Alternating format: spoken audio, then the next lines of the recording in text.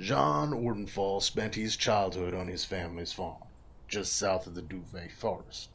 His parents, Derlin and Macy, had raised him well, teaching him what he needed to know to one day take over. Financially, they did quite well for themselves, carting their crops to nearby towns and cities for sale, although the frigid weather that often surrounded their home did not make it an easy life. As is the case with most youngins living the farm life, John eventually sought to see what else the world had to offer, and so he left in search of what opportunities the neighboring city had for him. It wasn't long before he realized the city life was not his to live. The boy who left, though, had become a man, and the man had met a woman, a blacksmith's daughter by the name of Cerithia. They fell for each other quick, and before they knew it, their love blossomed into a marriage and a son. The son they named Derlin, after Jean's father. Jean eventually returned home to his parents' farm with his family, where they made a life for themselves, a new life for his wife and son, but one all too familiar to Jean. They were happy. That is, until the day vile creatures from beyond the veil made their way into their home. After being driven from his homeland by the insatiable undead that now plague it, Jean seeks out those brave enough to aid him in cleansing his land of the foul fate that befell him and his family, and exacting the vengeance he so eagerly thirsts for. As a child, Celeste Highcrest would never have dreamed of leaving the sheltered life of luxury she had become accustomed to. Born to two noble parents in a land far beyond the Vale, Celeste's childhood had been fraught with expectation. Her father, High Archivist Saran Highcrest, had set high standards for his two children, and the elder of those two elves, Celeste's sister Cressida, had surpassed all of them. Cressida had found her talents at an early age, her nose buried in books, and magic coming to her as easy as breathing. Celeste, however, had struggled in the shadow of her sister's success for as long as she could remember, never quite meeting the expectations of her father, and always the object of his disappointed glances.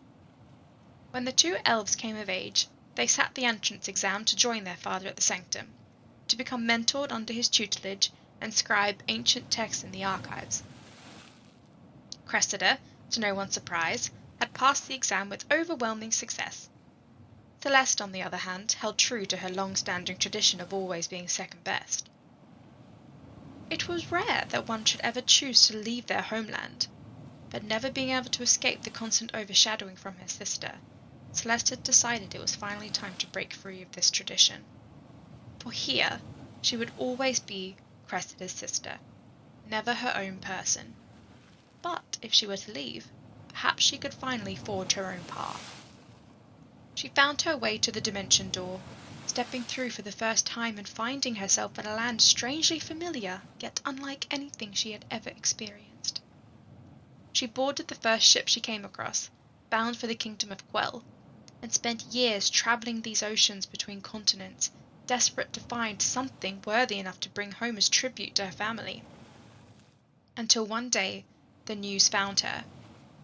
The door that she had stepped through to enter this plane had vanished, along with every other door that could lead her home.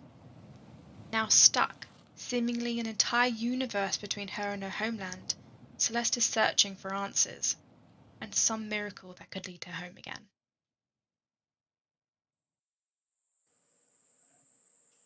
A young half-elf, Tam Corthan grew up working the land with his father and learning herblore and healing from his elven mother.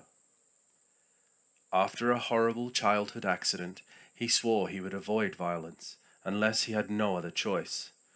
When the war came, like every Corthan for generations before him, Tam enlisted to fight for his king. During the bloody battle for King's Helm, Tam's selfless efforts to heal his friends caught the eye of the celestial Aethia, and she became his patron, giving him the gift of celestial healing. His courage in battle did not prevent him from drawing the ire of his superiors. His compassion was blind, and he would heal all in need, even the enemy. After the end of the war, Tam worked as a healer in the villages outside Crackvolm, hoping to save enough money to gain entry to the Healers Guild. After a series of unfortunate events, Tam finds himself in debt to a very wealthy and very criminal cartel boss. Pinned between his compassion and his new master, Tam tries to make the best of his situation, dreaming of a day where he can live his life in freedom.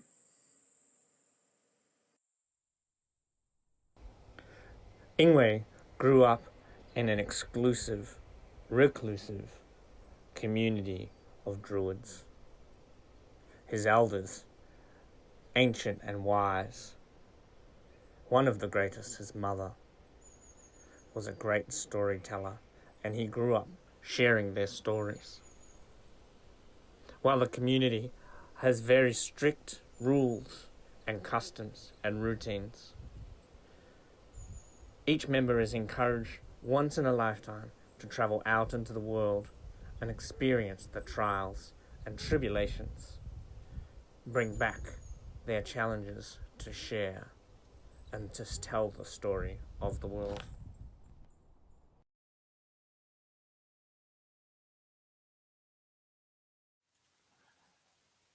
And we should be on screen, on air, and live. Hopefully you can hear us.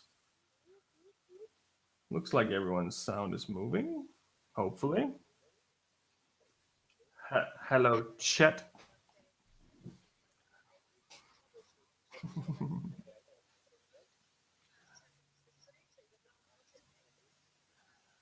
I don't think anything aren't working right now, but let's just see if the chat can catch up.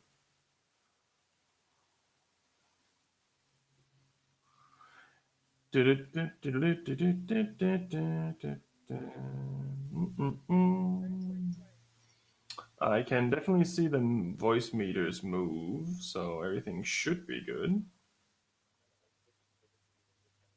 Oh, Tam was muted. Mm-hmm.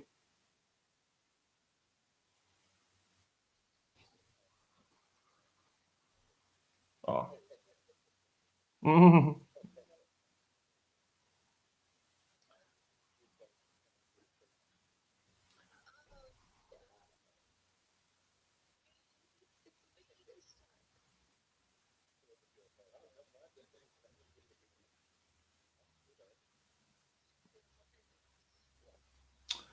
Okay, that's weird. As usual. That is. I know. I know why. It's because of this. Because of a thing with a thing. All the things. Now it should be working. Now everyone should be able to hear me, the background music, all these peasants. Testicles. And the words. Are there Balls. words from everyone? Balls. Can you hear words Balls. on the internet? Is there Dick words? and balls. Dick and balls. Balls. I wish 69, I could just 420. save a preset and it would just save, but I have to redo it every time. So nice. Balls. We got the all clear. We are all good now, apparently. Right. Balls. Just to be safe, let's keep going. I'm just gonna mute Balls. Adam. Anyway, welcome to hairy Monsters balls. and Mayhem, to another Magical Monday. We should have. That's a nice name, Magical Monday. I don't think we have. Adam, do you want to say anything this time as well? Yeah, so we are looking down the barrel of the second last week of November. So it is 22nd now. There will be one more week where I have to wear this horrible hair on my face. I think it's finally actually starting to look like a mustache. But this is the point at which I hate it. So props to you two who managed to keep that going. So we have raised a ton of money. So the school, there's a bunch of other teachers at school who are putting money together. We are doing really well. I don't know what the latest sums are, but we're doing really well at school. And I know that I know that we have one more event, I think, to go, and I think we'll be getting we're already past like $2.5 grand, so Ooh, Hell yeah. nice. it's really really good for us. The money goes to incredibly good causes. So there's a lot of needy institutions in Australia in particular, but the big one for me is Beyond Blue. Having that kind of support network for those of us who need somebody to talk to is just amazing.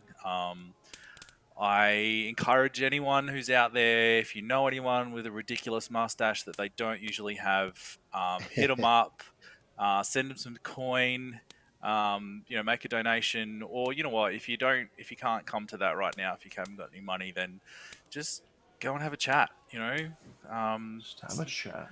Walk up to someone and say how's it going, and you know what, actually listen when they respond, because a lot of people just say g'day, how's it going, and they keep walking. But listen, be present for people. Us men, we've got to get over this idea that we are tough and cool and we don't have to talk about our emotions. I think that it is manly to have emotions, and it's manly to share them with your friends. I love loving my friends, and I love when they tell me. So, yeah. Anyway, one more week and a bit, November to go. So thanks for all your support. Hey, That's me. Well fantastic. done. Well Good done. job. Thanks, Hell Daniel. yeah. There's a question about where is your MoSpace link? Oh, somebody actually wants to give money. Okay, all right, we'll put it up there. That was from Toilet Duck Quack. Toilet Duck Quack. Okay, Toilet Duck Quack. I will, for the next stream for next week, while it is still November and I still have this ridiculous thing on my upper lip, I will put our MoSpace link up for you. You can donate. Hey. Maybe we Hell can yeah. put it in the Discord. Yeah, Yes, I'll do that for yeah. sure. We can For definitely sure. do that. As much as Hell we can yeah. do to spread it. Hell yeah. We shall put it in the Discord. It's got to be Right. worth having this ridiculous mustache, I'll tell you. It's because you didn't take the rest. You didn't keep the rest. You just did the mustache. It's here, man. It's down the sides of my mouth. Ah. Anyway, enough about me. Shut up now. I was about to say, I'm like, Right. you can always just get rid of the sides, and I'm like, that would look real bad. Ooh. Yeah. Yeah, just shave it off the sides here. Yeah, just off everywhere keep except it in the middle. Nah, Nope. no, No. don't do that. Yeah, no.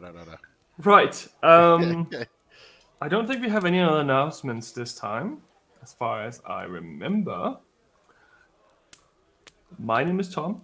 I am the producer and dungeon master of Monsters and Mayhem. And if you have more dice than toes, then you're generally okay. And you come to the right place. Let's dive into our episode. First, a short little recap of what happened last time. You went to a ball. You managed to escort each of your individual assigned targets. Found out that Klaus was kleptomania. Had kleptomania. Was a kleptomaniac, I guess Yeah, that's how you say it. kleptomaniac. And stolen quite a bit of forks and stuff as well already. We found out that Lorian the Bard was a bit of a douche. And a bit of a ladies' man. We found out that Valentina was a bit of a drama queen. And now that Ingrid isn't here, and Orum seemed to be a bit of a drunk. You noticed a lot of different individuals approaching the entry hall and getting announced, and then moving their way through into the grand gala before the event started. A few notable ones I will mention because you might have forgotten since last week. There was a Cillian Bar Volante with a Tabaxi noble lady who wanted to dance with Tam. There was Anya and Isadora, who you both have been acquainted with, one more than the other. There was also Jules Lamore, the famous map maker, who was apparently constantly covered by this guy himself. Other than that, there was a few other notable incidents of drunk people and, yeah, the general stuff, but it seemed like you had this under control. Tam was entertaining Klaus and trying to keep him away from trouble. Celeste was trying to keep Lorian away from the ladies with a pretty impressive intimidation roll, as far as I remember. And Sean kept up. Yeah. I think that's the best Really. thing to say. And for now, Ingwe has disappeared in the crowd with his assigned escort. But you notice that someone wearing dark clothing and uniforms, or not uniform, but uniformly dark clothing and weapons had entered a room on one of the balconies above. And the last thing that happened was that Anya and Isadora decided that they wanted to go and have a look. And that is where we left off last time. So, just to clarify, from what I remember, my charge is currently up on the stage entertaining, and everyone's Correct. kind of just gathered around and like watching a performance because it was just after the knighting had happened. Yes, it's still a ceremony in progress, but for now, there's an interlude. Right. And I'd mentioned it to Valentina, and all she did was look up and then remain silent. Yes, still haven't said a single word yet. Cool. Quite the conversationalist. Yeah. Indeed. Sean's gonna pull the sending stone back up onto his neck again and sort of continue off. Valentina seemed unresponsive to me informing her of the situation, but yeah, we doing anything? I see a couple figures armed and all dressed in dark clothes up the top. I feel like, I'm not sure, we've been tasked with, minding our charges. If something were dangerous, I think it would be in our best interest to keep close to them and make sure that nothing happens. I don't want to go sprinting off and find ourselves in a situation where we're split from, these fools, and then something terrible happens to them, and then we don't see our money. Or they die. Yeah. Should we inform guards at least, or something to that effect? Absolutely. Sean's gonna put the sending stone back, and because from memory, Valentina was encircled by 6 other individuals, right? Like handmaids or Yes. something to that extent. Yeah. Yeah. Are there any guards nearby that he can see in the area? Around the outside walls, the whole room, the whole square room is pretty much guard every now and then. And where are we situated accordingly? Are we close-ish or? Roughly around the middle part, the bar area is almost as soon as you come down the stairs. That's pretty much where the center of it is, and then there's the stage to the far left. Shit. I'm just gonna look over in a guard's direction and just, shh, hey, guard. Attempt to try to get their attention that way. One of them looks left and right to his other guard friends, and he eventually walks over to you. Yes, what can I help you with? I've seen a couple suspicious figures up the top there. They're armed, and I just saw them moving across that balcony there into the room. Right. I think it might be worth checking out. Thanks for the tip. He sends a message to one of his friends, and 2 of them walk up as well. And Isadora and Anya is already on the way up the stairs. Okay. Sorry. No, I was just gonna say, just move back into my position. Can I see Logan, Kessip, and Lady Debon anywhere? They're still on stage. They're still They're still on the they're stage. still waiting there. The ceremony isn't really done. It's an evening thing. How far away is the stage from where I am? Oh, it's about 100 feet. Okay, and how far away are my friends from where I am? Oh, within 60, 80 feet. Okay, so Except for Ingwe, who's disappeared. my thought is to make my way up to close to the stage to try to get Logan's attention. Right. So we would be quite used to communicating non-verbally, being soldiers, and I might just try to get yeah. Alpha Team 5, go. Yeah, sure. Yeah. Yeah, so if I can see one of my friends close enough, I think I'd probably try to offload the child. But otherwise I'd just drag him with me. Right. So Celeste is within reach. Okay. I rolled a dice, sorry. So what I'm gonna do is just sort of fake cough. Celeste, I need to bring you the child. I'm going to try to get Logan's attention. I don't want to take him up to the front. I'm a bit concerned. But if things go south, the golden gauntlet will be very, very useful.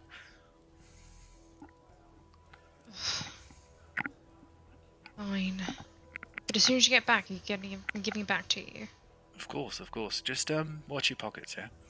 And I'll walk via Celeste on my way up to the stage, and I will talk to my little friend on the way up. I'm going to try to. How old is Klaus? He's 10, right? He's 12. 12. Okay. Pretty sure it's 12. I'm gonna talk Celeste up and how hot she is. So I'll be like, "Oh, Klaus, I've got somebody I want you to meet, Klaus. Okay. She's a rather powerful, some sort of a mage, I think. But if anybody knows anything about separating someone from their coin, it's this lady. I think you'll enjoy her company. That's cool. Just follow me, mate. I'll show you. I want to introduce you to her, and Okay. I'll take him over to Celeste and Lady Celeste. I have somebody I'd like you to meet. Young Master Klaus. Klaus, this is the lady I was talking to you about. Yeah, nods and shakes your hand. Absolute pleasure, And he stands Master Klaus. next to you. What are we doing? Klaus, I wonder, could you tell Lady Celeste about how it is that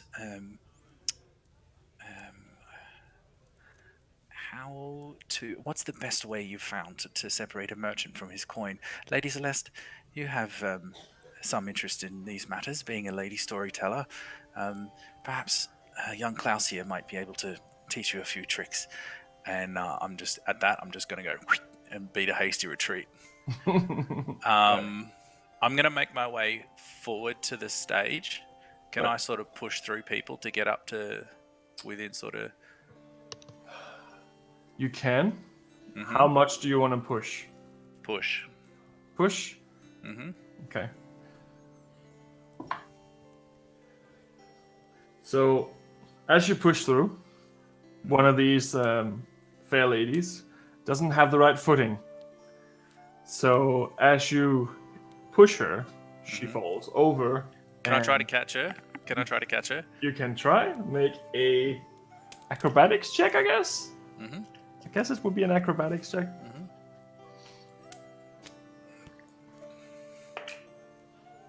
Not bad. That's a 14. I'd say you can catch her. You catch her right before she hits the ground, but her drink's everywhere. Her dress is full of red wine and food, and yeah, she doesn't look too happy. I'll instantly press the digitator. Okay. Hello, baby. Sorry, guys. Kisses. And Celeste, I need you to make a perception check. Perception check, yes. Yes. Yeah, those are my friends. We're playing D&D.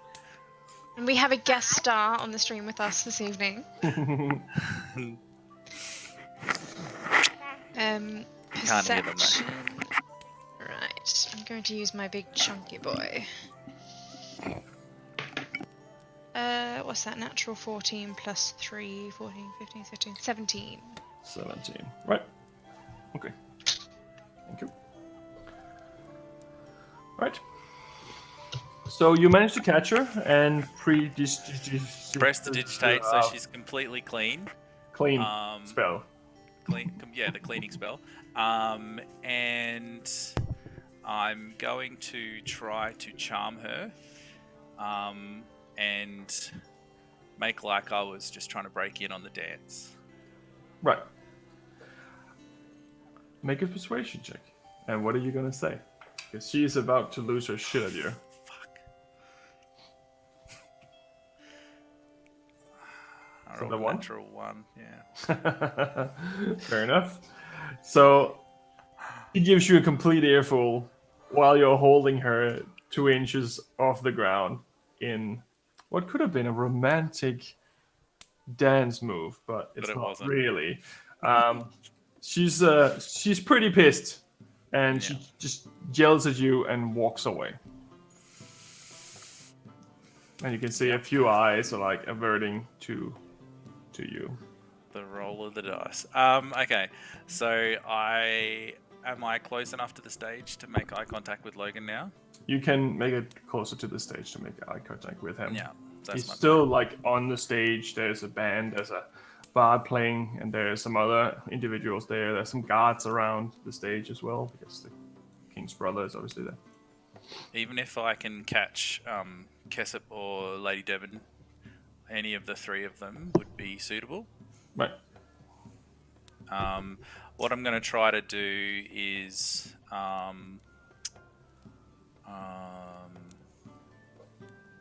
maybe like what do I have like a cravat or like a scarf or something? You have a cravat on with a little golden symbol and sun. I'm gonna pull the cravat out and stand in their line of sight and do these ones to try to catch their attention with the flashing color.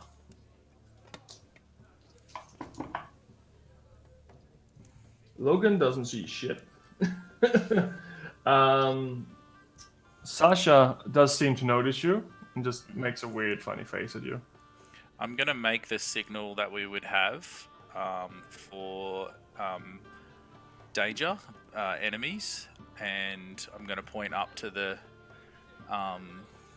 what was it, like the mezzanine or the balcony?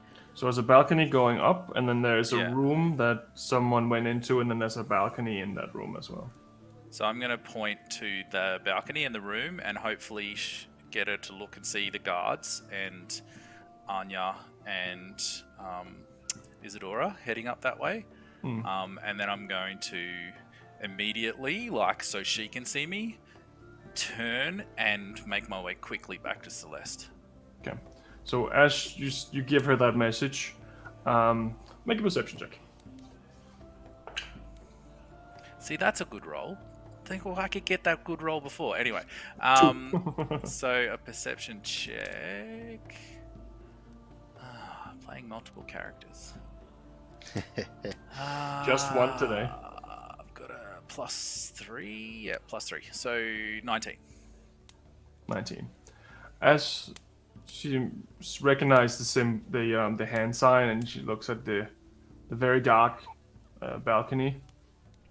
You see her grab her weapon, and as she does, there's a little spark that comes out of her hand and does something. So you get the feeling that her weapon is ready to go. Okay. And she straightens up like she's ready. Yeah. Good. But she stays there. Yep, that's cool. As long as she's ready, as long as they're ready. Yep, that's good. I'll make my way back to Celeste and rescue her from Master Klaus. Right. So I would imagine that Celeste was speaking to this young boy, and depending on what he told her about the way that he likes to, lighten people's coin purses, she would have also told him a couple of stories about how being fast with your hands is not quite as useful as being able to be fast with your tongue. And being able to get someone to actually give you their money is much more satisfying than stealing it. Yeah, he's very attentive. He's listening to everything that you say. He's just gobbing up all the different approach to learning than what he's probably used to. It seems, because obviously he's a noble lord, so it's not really Yes. like he's like, here, this is how you pickpocket someone. So he's Yes. just listening to all your stories, very attentive and very She would be nice. carefully watching his hands as well during Right. the conversation. Wait. Hold it.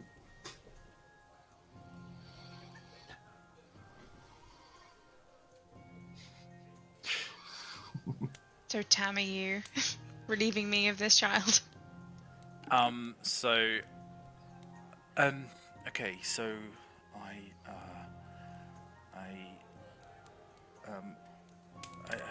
you're... Sorry, remind me, Celeste, who you're with. What's your partner's, your charge? Lauren. Lauren. Is it Loren? Loren. Lorian. And he's Lorian. up Lorian, and he's up on the stage, right? He is the bard conducting all the music right now. So, I'm going to... This is going to be interesting. I'm going to come and attempt to dance with Celeste. Okay. Yeah. I'm going to attempt to take her hand so that I can get her close enough to speak to her very quietly without my little fella hearing. Okay. Make a... No.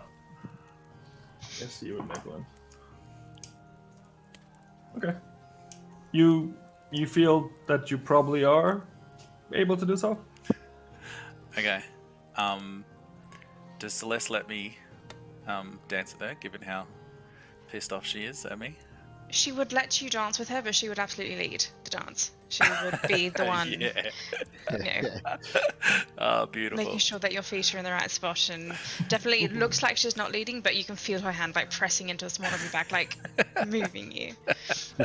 That's beautiful. That's beautiful. You can feel it. She probably has done some of this before. Yep. So, I will whisper to Celeste. Okay, so I've alerted the guard, the Golden Guard, my friends. Well, not my friends anymore, really, but up on the stage, Lady Devon, the lady who was who came to Helgesfred. She's aware. I've seen her readying her weapons. Shall we? We're staying here, yes? We're not going to go up there. Celeste will reply via message. So she will cast message, and she'll kind of like just bring her lips like that close to Tam's ear and almost just like breathe into his ear and go, I think the best course of action would be to stay close to our charges. The last thing I'd want to happen is for anything to happen to them and it come back on us for leaving them. Yeah, I agree. I might take the young man into a corner with our backs to a wall. I don't want us to be caught unawares. I'd like to be able to defend him if I can. Are you going to try to get closer to Lorien up on the stage? What's your plan? I think I can watch him perfectly fine from the crowd. He does like to be the centre of attention, so I don't think he'll be too hard to find. Agreed. And if he's up there on stage, he's got the golden gauntlet around them. What about Jean and the young lady? What do you think, Valentina? I do think that if there's anyone here looking to do anyone ill will, it would probably be the most dire threat to her. But I can like glance over my shoulder to look to where she's standing. I'm assuming she wouldn't be hard to miss with like a ring of people. There's like a separation in the crowd where no one can actually get to her. You can pretty easily see her. There's a lot of people kind of gathering around her, wanting to be around her, but there's still like this iron curtain of handmaidens around her, and you can see Sean almost right next to her, within arm's reach, just kind of following along. but she doesn't seem to be talking to anyone. She just seems to be observing. It does seem to be a double-edged sword.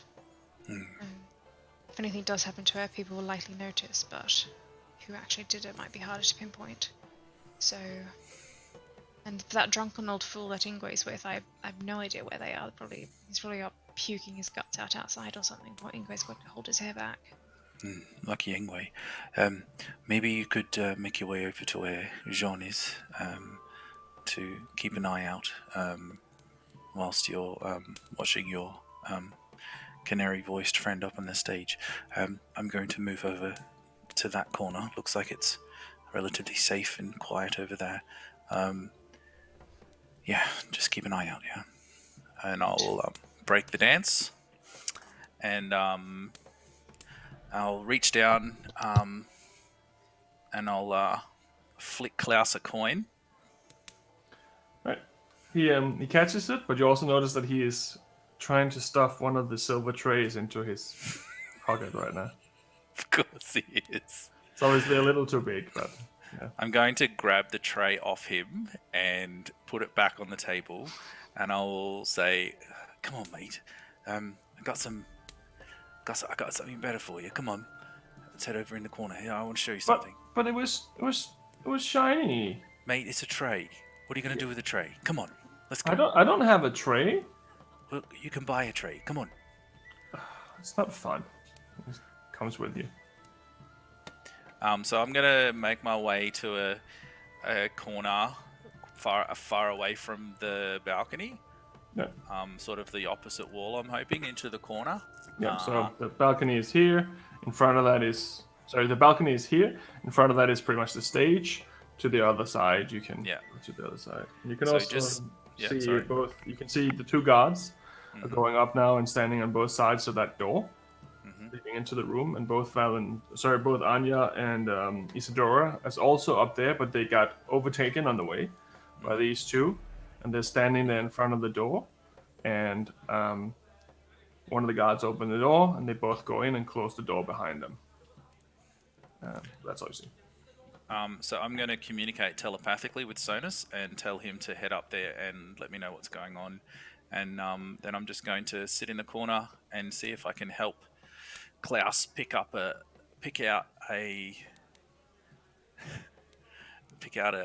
somebody he can pickpocket easily out of the crowd. Right. See if we can identify somebody susceptible. So is there anything specific that you want him to look for? No, I just want to keep him entertained. So if he comes up with somebody, I'm going to convince him why that person isn't good and he should pick somebody else.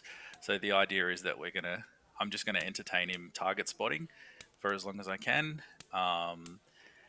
and wait and see what happens. Right. So you also send Sonas up. So do you make him go through the balcony, or do you make him go? Well, he can't really go through the door, I guess. But I want him to stay with Anya and Isadora without letting them know. Okay, so they're on the balcony. They're not. So I want him to be close for them. Right. So they are on the balcony leading into that room at the top of the stairway. Yeah. Right. Make a perception check for Sonas. Celeste will move and make her way over towards Jean and Valentina and her gaggle of geese, Right. and stand kind of like near them, but not trying to like push her way through, like not trying to like make conversation or anything. And she'll just cast message towards Jean, keeping her eyes on the stage on oh God, what was his name? Lorien. I don't know why I keep messing that name up. Lorien. So keeping her eyes on him on the stage, and then she'll just cast a message to Jean, and just say, "Got your back if you need anything. Right here. Terms alerted. His friends. Said he were his friends." I legit didn't hear that. Sorry. At all? Can you not hear me? No. We can hear you. I can hear you, but for some reason, I don't know. I couldn't hear properly. It might be just me deaf. It was a little. It was a little muffled, I think. So. No, can you hear me now? Sorry. Yeah. I think Okay. it's just my deafness. Apologies. Okay, so she'll say, we've got your back if you need anything. I'm right here. Tam's alerted his friends. I've got my eye on Lorien on the stage. And yeah, he's spoken Yeah. to his friends up there, so just so you know. All right. I'll keep my eyes and ears open down here, but I'm not feeling too comfortable with this many people around. It's making it difficult to spot anyone.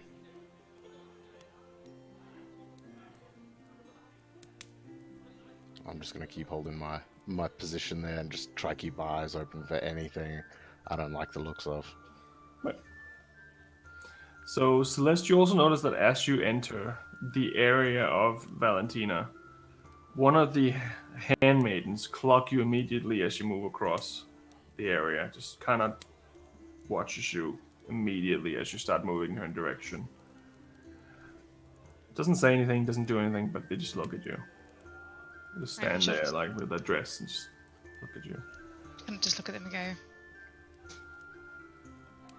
That's just kind of standing there in the proximity. Like, she's not even really looking at Valentina, she's more looking at Jean. And then, yeah, she's got her eyes trained on the stage, so. It's more like that you kind of was snaking your way through the dance floor to get to her. That was picked up. Make a perception check for Sonos if you haven't already. Tam? I have. I rolled an 18. 18. So the door's obviously closed into the room up there, but he is invisible. So I'd say making a stealth check for him as well, with advantage, because he's also pretty much hiding, I guess. And you said you didn't want them to know he was there, so. Sorry. It's a 16. Right. Okay. So you don't hear anything from the room. He doesn't seem to pick anything up coming from the room sound-wise.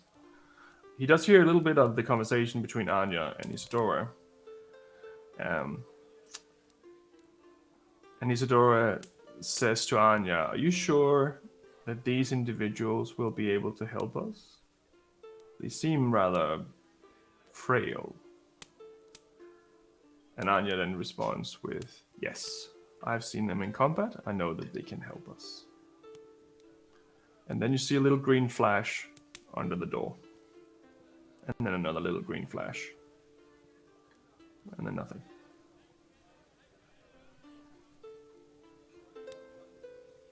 And they're still just hanging out on the balcony. And they did not seem to notice it. I am going to use my stone to send to Celeste. Celeste, Sonus has seen magic underneath the doors. Green flashes. I don't think Anya and Isadora have noticed. I don't like it. Some sort of magic behind the door. Well, what would you like us to do about it? We're supposed to go up there? No, I don't think so. I'm just letting you know. Maybe have you got some way of detecting magic or something like that? It's not really my specialty. I feel like that's more of... If we only had Ingwe here, I think he can do something I like think that. Ingwe can do that. Bloody Ingwe. I bet he's hiding behind a bush somewhere. Oh god, he's probably outside, probably, telling his drunk friend all about the different plants that are growing around in the garden beds. Talking to a bloody horse somewhere, maybe. Maybe he is the horse. Maybe he is the horse. Oh, well, something's definitely going on behind the door. Yeah, I guess we'll wait and see. Okay. I'll, keep my eyes out here. You also notice another individual. Bal.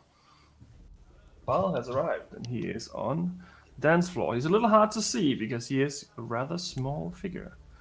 But he is also dressed up for the occasion, and I feel like I should probably show that off too. Just because, why not?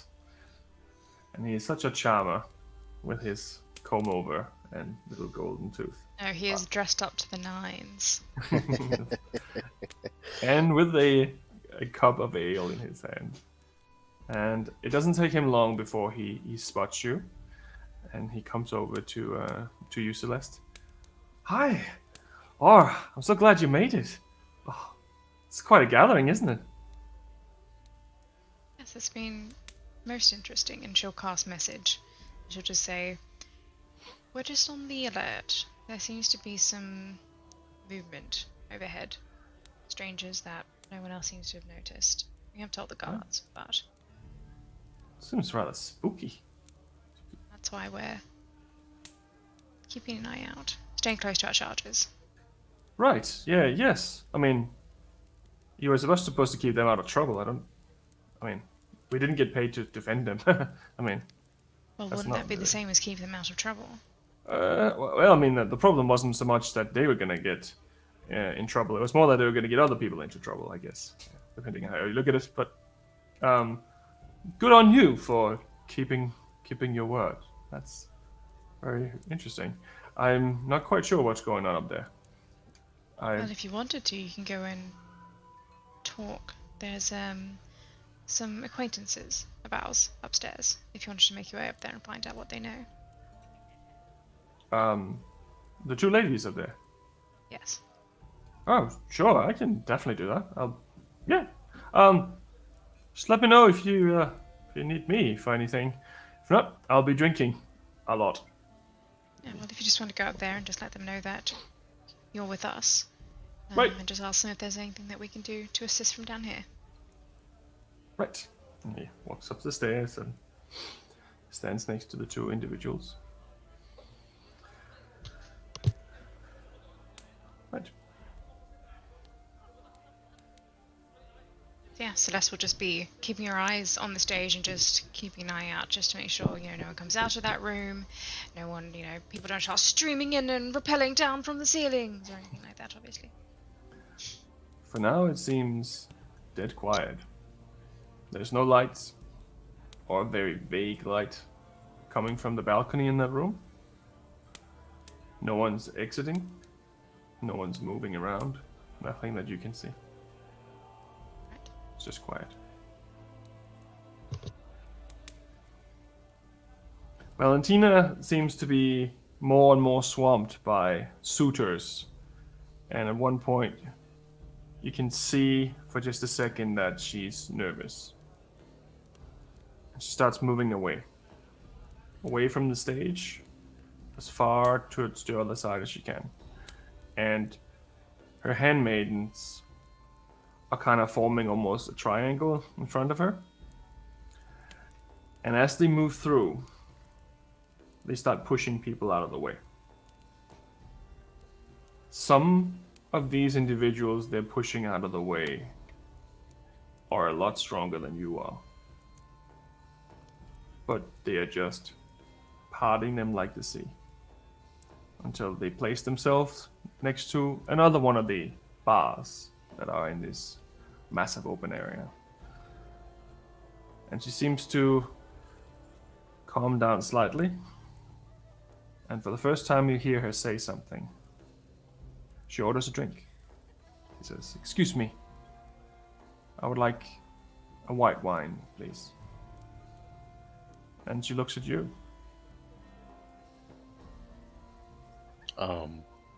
If you're offering, I'm fine, ma'am. Appreciate it. Everything all right? You move through those people pretty quick. Get over here.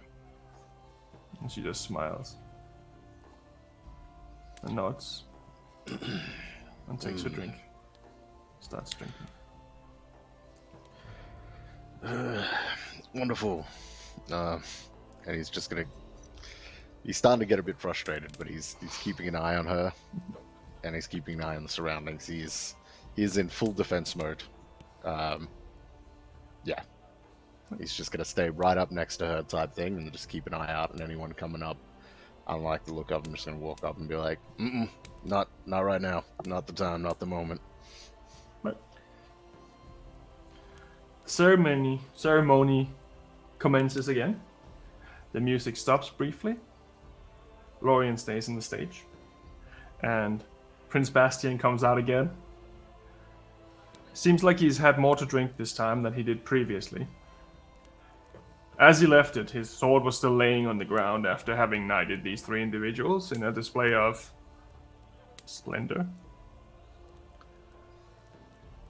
I would personally like to congratulate everyone who was here today. Some of you are wearing really beautiful dresses. Some of you, yeah, I forgot what I'm gonna say. I want to indulge in a story. As when I was a child, and this goes on for a long time, where he's just telling this weird story about how he met his first suitor, how he met his first female suitor that wanted to marry him, and it ended up not being his wife. That it is here today, just making it slightly more awkward. But, however, everyone on the stage is alert and they are ready to commence with the next part of the ceremony. But he is still talking. But for now, all the eyes are on the stage. Celeste, make a perception check. I guess you said you were keeping an eye on the balcony. Perception. I just rolled that. I should remember what my modifiers are. What is I have to check modifiers? every single time. Perception. Oh, is that? Ah, that's a natural 20 plus 3, so 23. 23. Okay. So you kind of glance over once again, as you have done a few times, looking at the balcony, looking away, checking your charge, looking back. This time when you look back, you see two eyes. Two red, beady eyes. Can't see the shape of anything, but you can see two eyes looking down from the balcony. So they're just like floating eyes. Well, more like you can't see the body, but you can see these two eyes, at least, lighting up. And then two more. And two more. They're just watching. Going to cast message. Actually, no, I'll just use a stone and speak to both Tam and Jean and Ingwe if he can hear us. And just say, you might want to glance up the balcony. Seems like someone's watching us as intently as we're watching them. You can too Noted. see these eyes, now that they have been pointed out. And as you watch them, the two ones on the back disappear. But the two in the middle stays. Clocked and noted. If Jean was to look at the guards, what sort of weaponry are they carrying on them? They have like a halberd. Okay, they're all rocking halberds. Do any have anything like a crossbow or a bow on their back at all, or anything like that? Most of these are ceremonial guards, but they are able to defend themselves. So they have long swords and they have a halberd. And Okay. then the ones on the outside might have bows, but the ones in here wouldn't. That's okay. Cool. Noted. John's just gonna take that into mind and keep an eye on the two closest guards to him as well, and just make sure he's aware of where they are at all times. Sorry, DM, just quickly. Is Baal still up on the balcony? Yes, he's having a conversation with Valentina and Anya, and seems like they are laughing. How far away is he from me? Because you moved to where you moved before John moved, so I'd say that 100 feet. Right, I'm going to cast message to Baal. Right. And just also bring his attention to the figures, or the eyes on the balcony, and just say, so, anything to report from up there, or are you just having a nice conversation? Oh, hello, lady of my head. No, we were just having a conversation about the general ball, and like, I haven't been to one of these things in a while, so, I don't really have anything to report. There's no sound up here, anything weird, not that I can see. Very Can you see pleasant those company. eyes from your? Can you see those eyes from where you're standing? Well, what eyes are you talking about? And from his See. location, he wouldn't really be able to see the balcony because it's inside the room. That's why he can't see the body. And he can't see that way around. So Anya and Isadora have nothing to report from up there. currently, they're just having a nice conversation about flowers. Right. Okay, well, keep me posted. Right. Do you want me to do anything? Or is everything okay? I don't reply. and then you see the two eyes disappear. Like someone's just walking back into the room.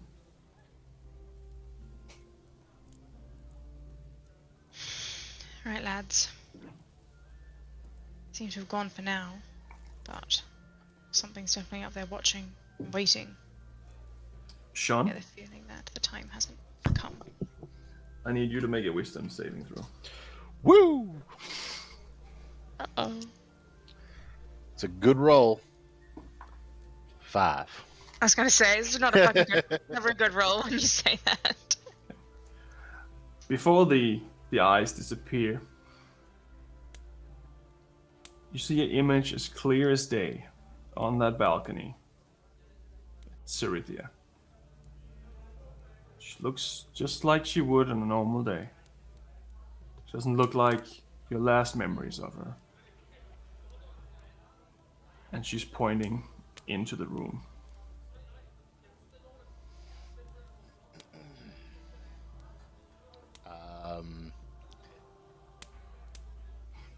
Okay. Sean's gonna clock those guards nearby one more time. And he's gonna look around the room for the rest of the group. And he's gonna pull up the stone and he goes, I need to check that room. I'm gonna get guards to look after Valentina for the time being, but I gotta check that room. And he's gonna turn to Valentina and just go, emergencies occurred. I'm gonna be getting these 2 guards to look after you temporarily, but I will return shortly. She nods and then shakes her head. And 2 of the mates lift up their dress a bit, and you can see that they are fully armored underneath. They're all wearing ringmail armor, and as they do, you can also see that their hand is slightly going through their form. Ah. Truck gets that. Sean's confused by that. Yes. Yeah. All right. Shit. Yep. I'll get them to keep an eye on you anyways. And I'm gonna go to the guards real quick nearby and just be like, excuse me, guards. Yes? I've been especially appointed to Mr. Dakarameshi. But an emergency has occurred and I need to leave temporarily. Are you able to keep a particular eye on it? I promise you some additional coin for it. It's our job. Of course we'll do that. He sends 2 more guards over.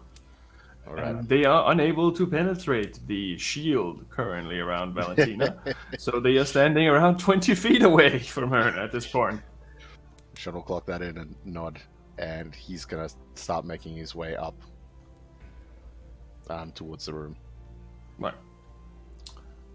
So on the balcony currently is Baal, Isadora, and Anya in front of the room. Yep. Do you say anything to them? Or do you simply just walk past them? On my way, while I'm making my way up, do I still see an image of Cerithia up there? Or has that sort of disappeared, like she's gone in or vanished or whatever the case may be? She's still there. Okay. But she's now crying blood. Oh, good. Cool. Okay. All right. It's Monday. Yeah. I'm going to make my way. I'm basically going to not quite push past them type thing, but I'm going to basically make my way to the other side of them, right up to where I imagine the door is, because they were standing nearish the door, right? They're standing like this little balcony edge where they're looking out over the thing, and then the door is on the far back there. Yeah. So you can easily move past them. There's no problem. I'm gonna push past them, and once I get about like 5-10 feet past them, I'm gonna turn around and look at them and just be like, nod my head and greetings, Baal, pleasure. Hello, my friend. Hey, just be ready for some shit. And then I'm just going to turn and I'm going to go to the door and I'm going to put my ear against it, see if I can hear anything through it. Anya and Isadora, they follow you as well. And they stand on both sides of the door and just looking at you. And 10.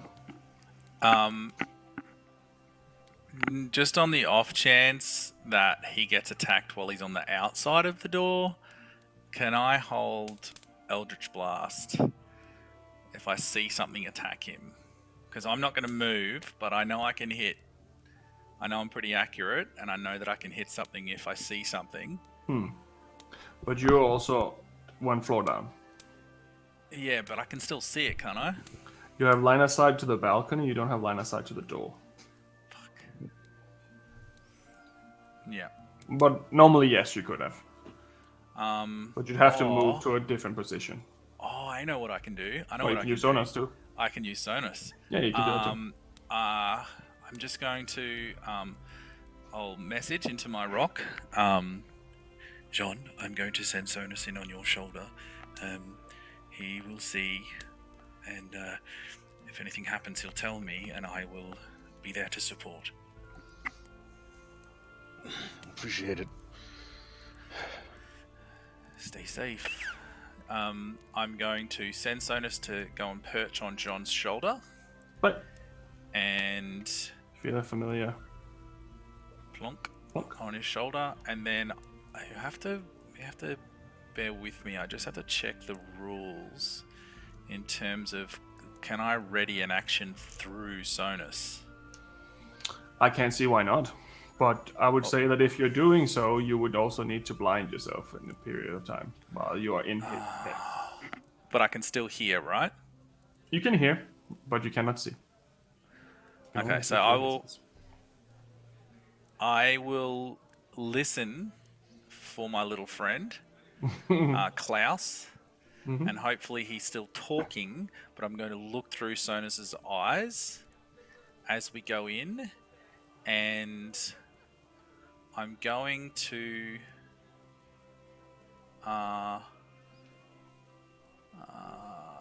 no, that's not the right one. I'm going to ready Eldritch Blast on John's shoulder.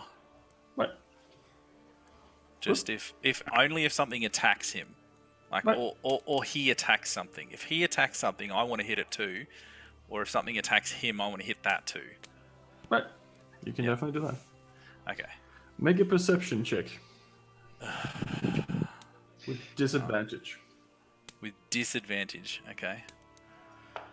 He's just listening for Klaus. Yeah. So it's a 10 plus, I don't know, 2 or 3, I think. Let me see. Yeah, so it's a 13. Right. So you feel him kind of he's trying to tie your shoelaces together while you're like off in Wonderland, but you kind of shake it off because you kind of feel it. So. Okay. Little shit. How did I get the bloody babysitting job? I look after kids all day. That was an entire episode. I was going to say, that would be Jean's fault. Thanks, John. All right, cool. But that's yes, me. you have a Eldritch dragon ready to go. Okay. I'm going to put my ear against and see if I can hear anything through the door. Can make a perception check. Ooh, 21? Right. You do not hear anything from the room nearby. It is dead silent. You can see some light coming from underneath. A vague light underneath the door. Not a very bright one, but you do not hear, smell, or feel anything out of the ordinary from the room nearby. Okay. Take a deep breath. Hand on the handle. Look back at Anya. And, a lot of names to remember, sorry. Isadora. Isadora, that's it. I was about to say Isildur, and I'm like, that sounds like a Lord of the Rings city. Hang on. Isadora and Anya, just gonna nod. Right. I'm gonna be like, God, I hope you got my back. And I'm gonna just open slightly and see if I can peer in. Right. carefully. Make another perception check. 16. So you slightly open the door, and the room nearby seems like a bit of a dance room, like a dance hall. It's a small room. It's like 30 feet by 45 feet maybe across, that kind of dimensions. There's a lot of mirrors on the wall, and as you open the door, you see your own reflection there. Don't see anything else. And inside the room, there's a lot of decorations. There's some pedestals with some statues and stuff like that on it. And there's an area that looks a little bit like an altar, but it's not really an altar. It's more like a table that's been set up as a decorative purpose with some candles on them. There's 2 doors in this room. One is a double door right across, and one is a small door to your right. And that's just a single door.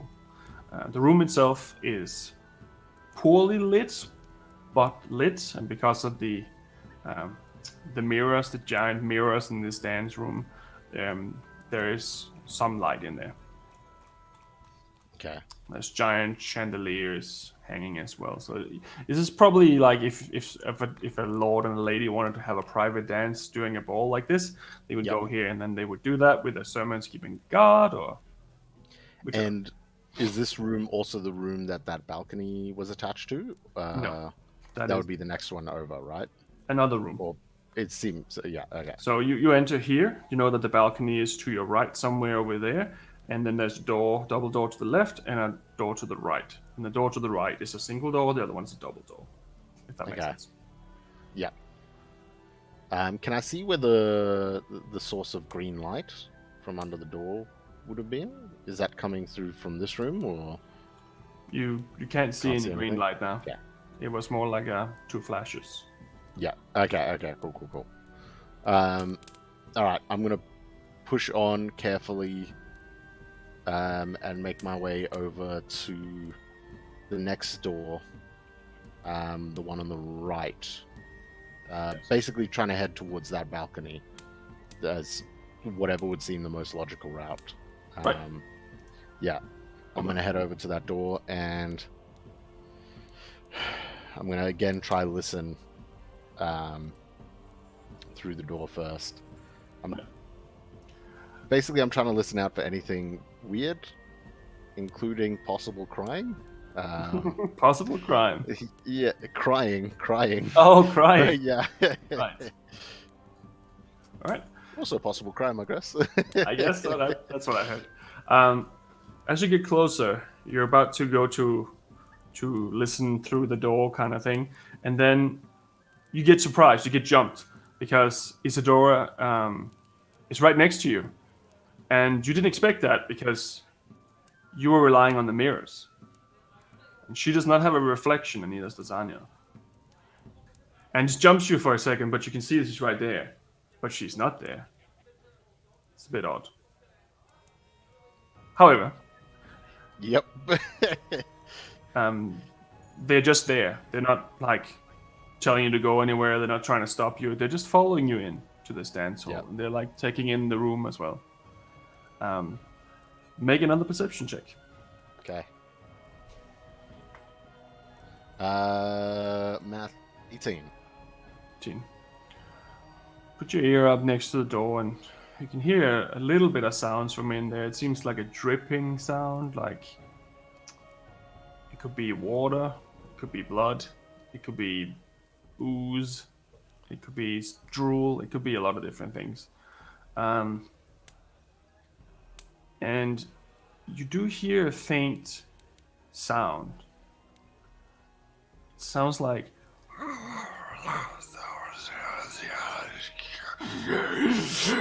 help me, John. Cool. Yep, cool. I throw the stone up immediately, grab it as I grab the door handle with my other hand, and I just go, I don't trust what's ahead, and I put it away, and I'm going to open the door and just full-blown step in, fists out, just unsure of what the hell to expect. Right. So You open the door up into the next room, and it's dark in there. It's like there's no light source in here. It's pitch black. What you can make out from the vague light you have from the room behind you is that this seems to be more like a kitchen or some kind of utility room for the servants. There's some tables with some chairs. There's some barrels. There's some bottles and different kind of things. But it's a little hard. You can make a perception check, but it will be with disadvantage because you don't have Good dark old human, vision. no dark vision. No dark vision. 12.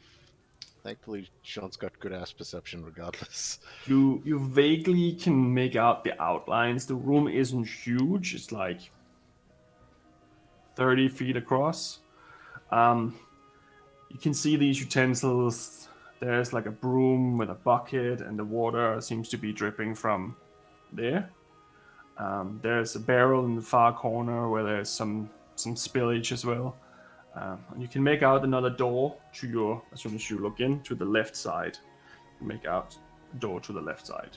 But the door is open and it casts a little bit of light in there. Okay.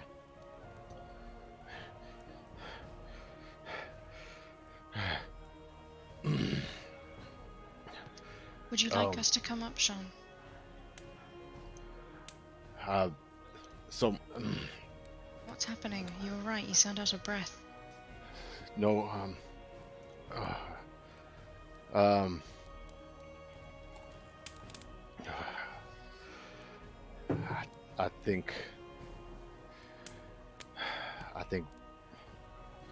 I think you all just need to be ready. I'm gonna keep this stone in my hand and Ready for keep what? an eye on that balcony. I don't know, but I got a terrible feeling. Okay, well... try not to do anything too reckless. Jean would be like visibly having like a mild panic attack type thing.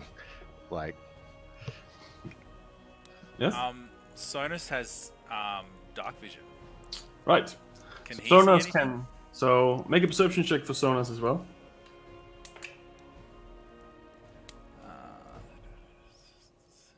Hang on. What's his? So it doesn't have actual stats. So it's got doesn't have skills. So I'm just gonna go with his whiz modifier. Wait, What do you- you looking through his eyes, right? Yeah. So do you have dark Is vision? that my perception? It would be then. Okay, well I've got dark vision. Okay.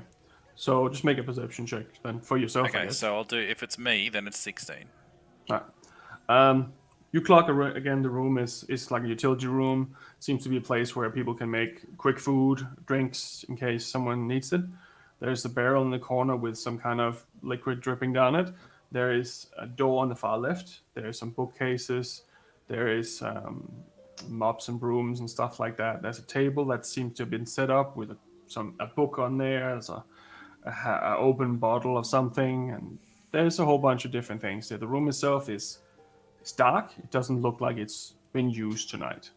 It looks like it might have been prepped this morning, but that's kind of what you can gauge with the 16. Okay.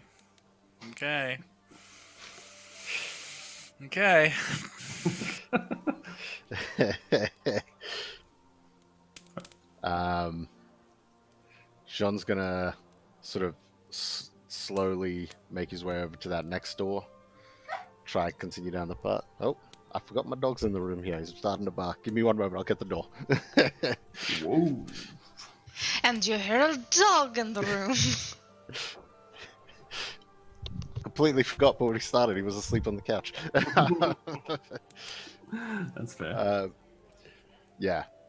So Jean's gonna slowly start making his way over to the next door, trying to stay close to the wall, which would sort of lead out towards the towards where that balcony was. Now that door was ajar, right? You were saying? It's closed. Or okay, it was the other door that was ajar then. None of them are ajar. You opened one, Oh. and then the other two Gotcha. doors have been closed. They haven't been open.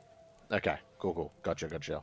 Okay, I'm gonna slowly make my way over to there, and sort of trying to calm myself down. I'm gonna keep the sending stone in. I'll probably chuck it in my left hand, but keep it tightly gripped like a balled fist. And A sock gotta- and it's ready to go. yeah, basically. Right. And gonna go over and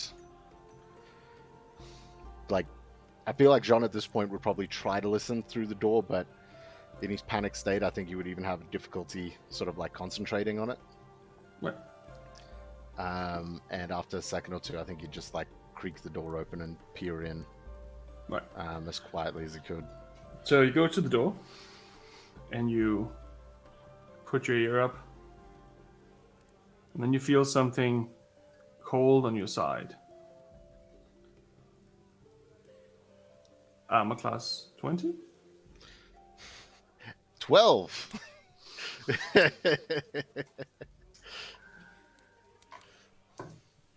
Take 6 points of piercing damage as an individual next to the door plunges his short sword into your side. And I need you to roll initiative. Cool.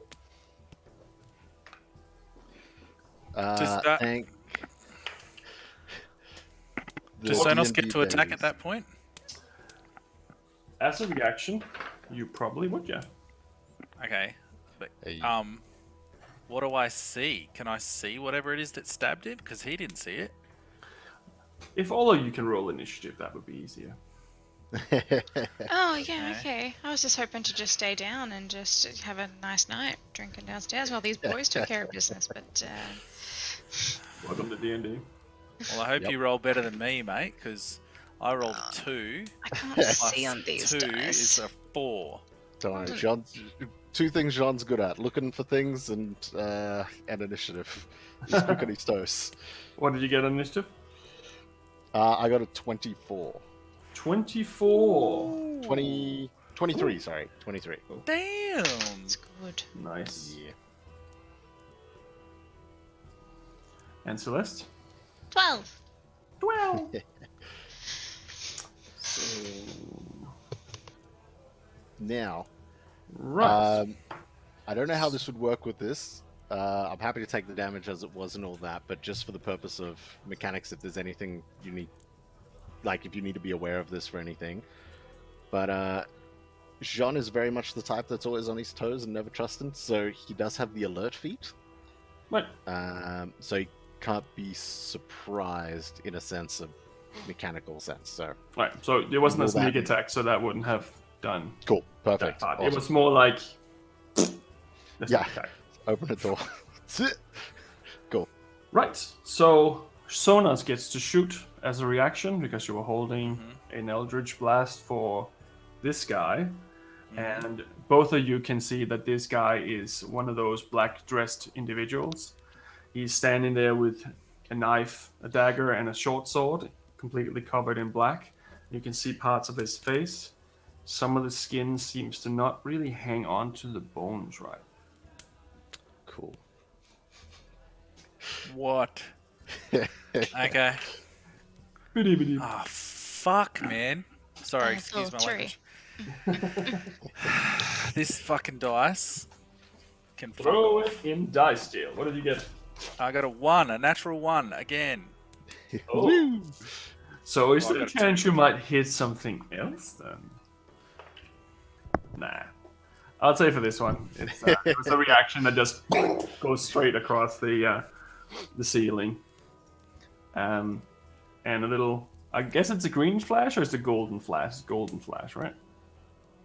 Yeah, it's a golden flash. Like a golden Yeah. flash on the wall. And as that lights up for a second, you can both see these two beady red eyes. And a smile. Okay, I'm gonna snap out of Sonus's eyes at this point, Right. and I'm gonna call to Celeste. Right. But it's Shots not your been- turn yet. Sean's been attacked. But you can do that on your turn. Mhm. First off, it's actually Sean's turn. Yep. You rolled fucking insane. Yep. So, So this guy is, just to clarify, make sure I'm getting it 100% right. I opened the door. They were basically on the other side of the door ready and just put that thing through. Maybe I should show you. Yeah, sweet. Hell yeah.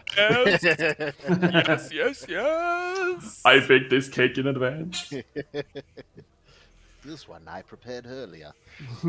Oh, you guys, my palms are sweaty.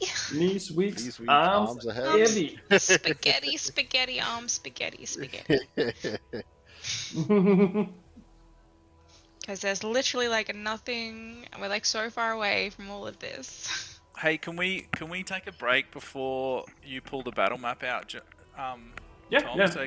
Because I figure, Jean. well, our battles never finish in half an hour. What do you mean? I've never had a battle with you that's ever gone for that short of a time, and we're supposed to have a break at 9. That's fine. And I figure if we have it now, then I might be able to go to the little boys' room. Yep. That also means that Jacob might be done. I'll That would be allow it. cool. That would be So cool. let's, Where the fuck you been? let's think do I think you cliffhanger. should hide it. Yeah, I don't think you should put the battle map out yet. I think you should wait. Right. What do you reckon? We can go to break, and then Yeah. once we come back, I should be able to settle. Cool. Right. All All right, we'll have a break, and then kill you all later. Come back and watch Kill us you all die later. in 10 Yay! minutes. How far away is Jean right now? Like 250 feet, I reckon. 100, and you went into the corner, so you're 150 feet away. Oh my gosh, that's like 5 rounds of movement. I mean, you can sprint, so that helps. Like 2.5 rounds. Don't die, Jean. Bye. Don't die, John. Bye. You can't tell me what to do. All right. He's not alone though. Let's go to break. All right. See you guys soon. All right. Peace.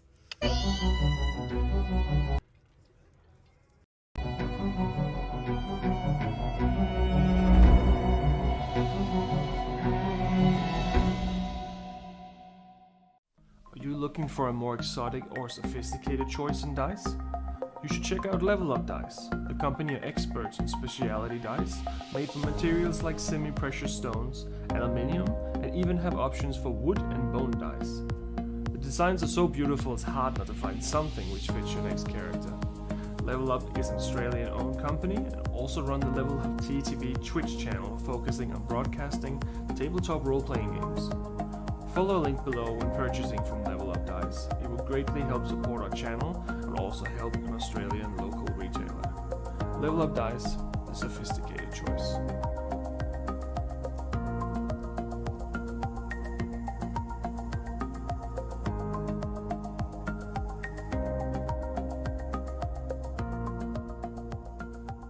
Monsters and Mayhem is sponsored by Miniporium.net, a huge selection of highly detailed miniatures for any tabletop role-playing game.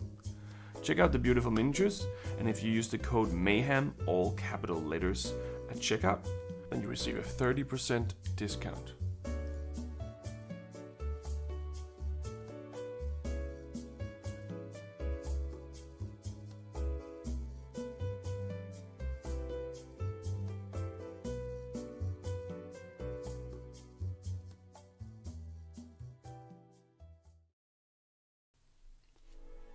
In the beginning there was nothing.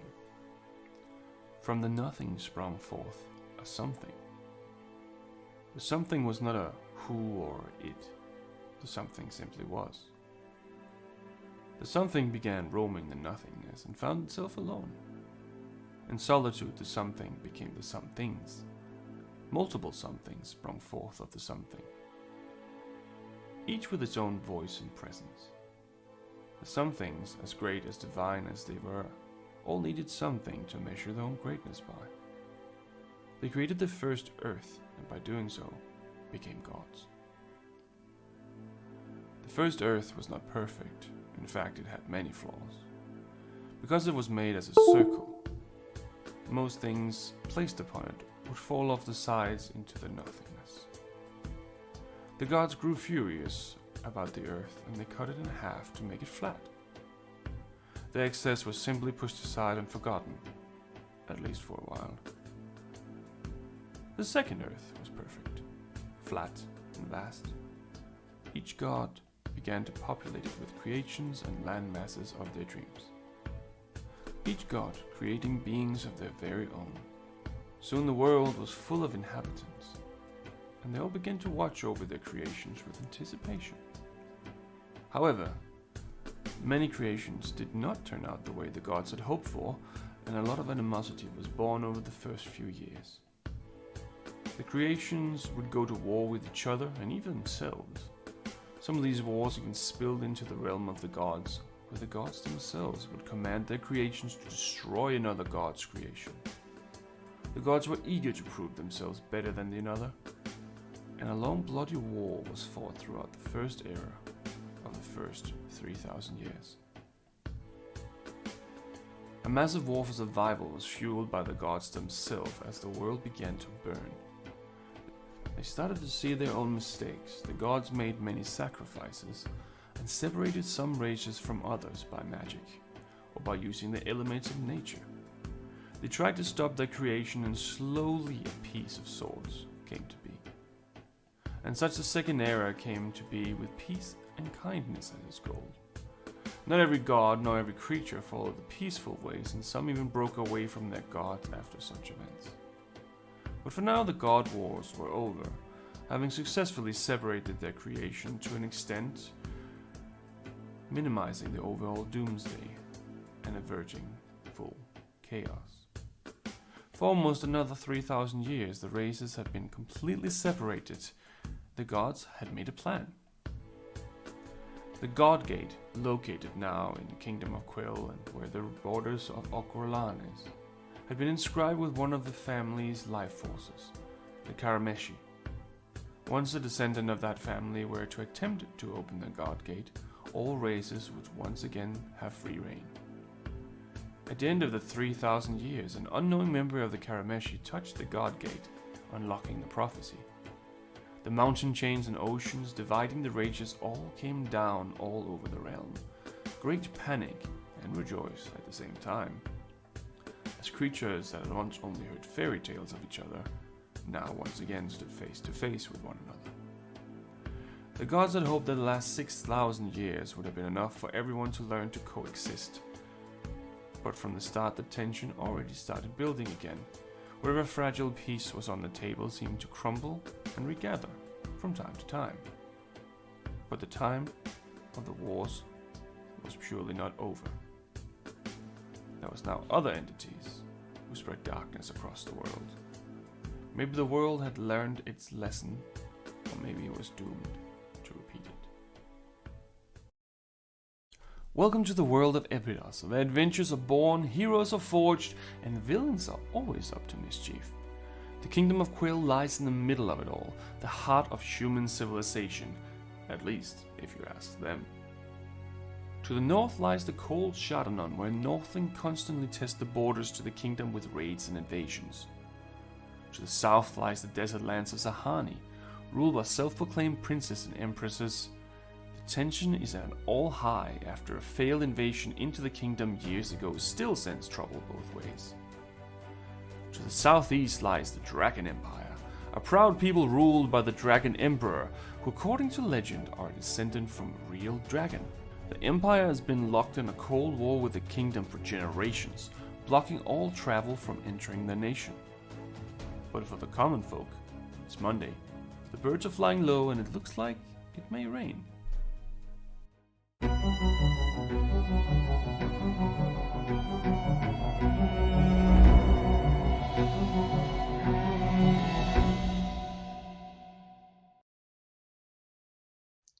Jean Ordenfall spent his childhood on his family's farm, just south of the Duvet Forest.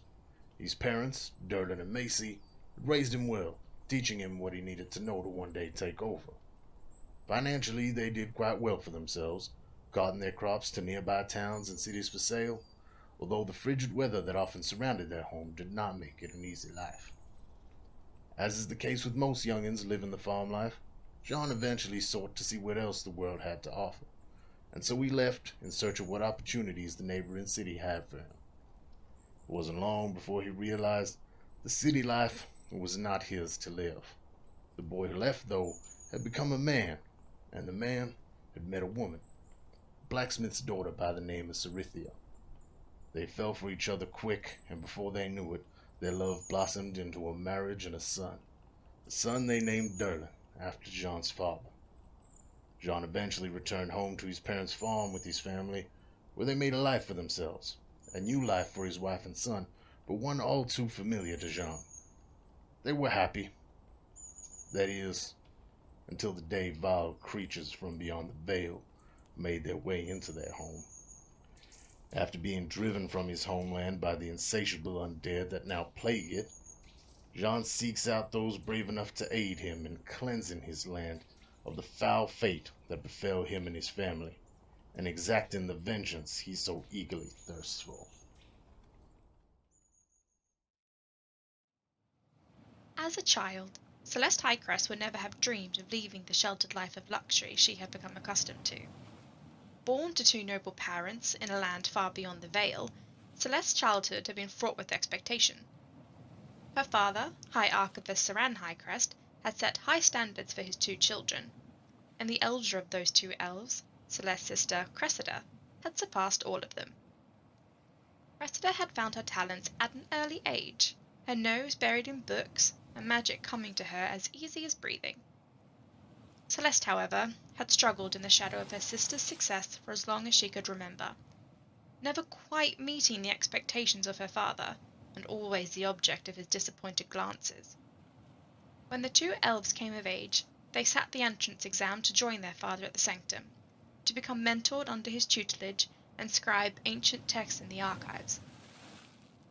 Cressida, to no one's surprise, had passed the exam with overwhelming success. Celeste, on the other hand, held true to her long-standing tradition of always being second best.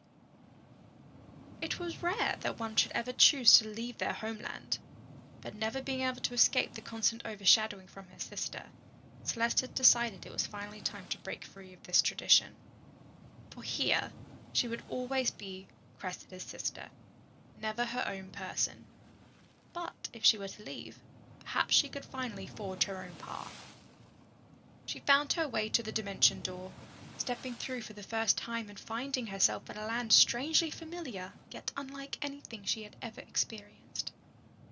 She boarded the first ship she came across, bound for the kingdom of Quell, and spent years travelling these oceans between continents, desperate to find something worthy enough to bring home as tribute to her family.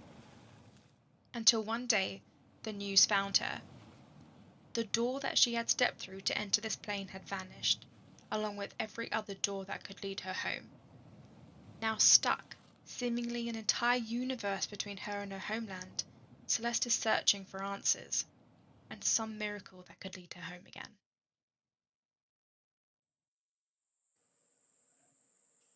A young half-elf, Tam Corthan grew up working the land with his father and learning herblore and healing from his elven mother. After a horrible childhood accident, he swore he would avoid violence, unless he had no other choice. When the war came, like every Corthan for generations before him, Tam enlisted to fight for his king. During the bloody battle for King's Helm, Tam's selfless efforts to heal his friends caught the eye of the celestial Aethia, and she became his patron, giving him the gift of celestial healing.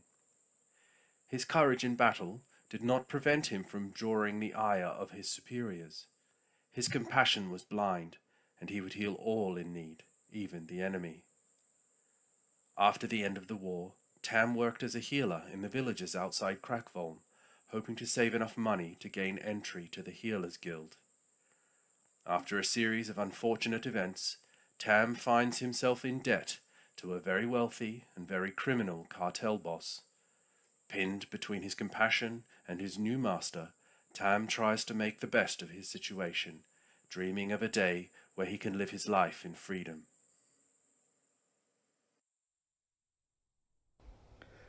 Ingwe grew up in an exclusive, reclusive community of druids.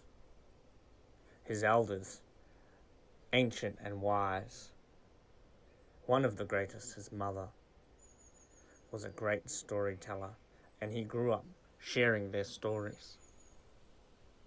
While the community has very strict rules and customs and routines, Each member is encouraged once in a lifetime to travel out into the world and experience the trials and tribulations. Bring back their challenges. All right.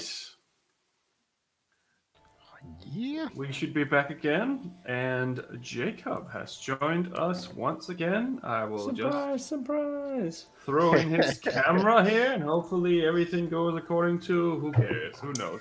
Wait for technical difficulties. Technical difficulties. Bound to There be we go. So far, so good. And I'm going to copy in the battle map, which is. I don't have my actual notes. Oh, there they are.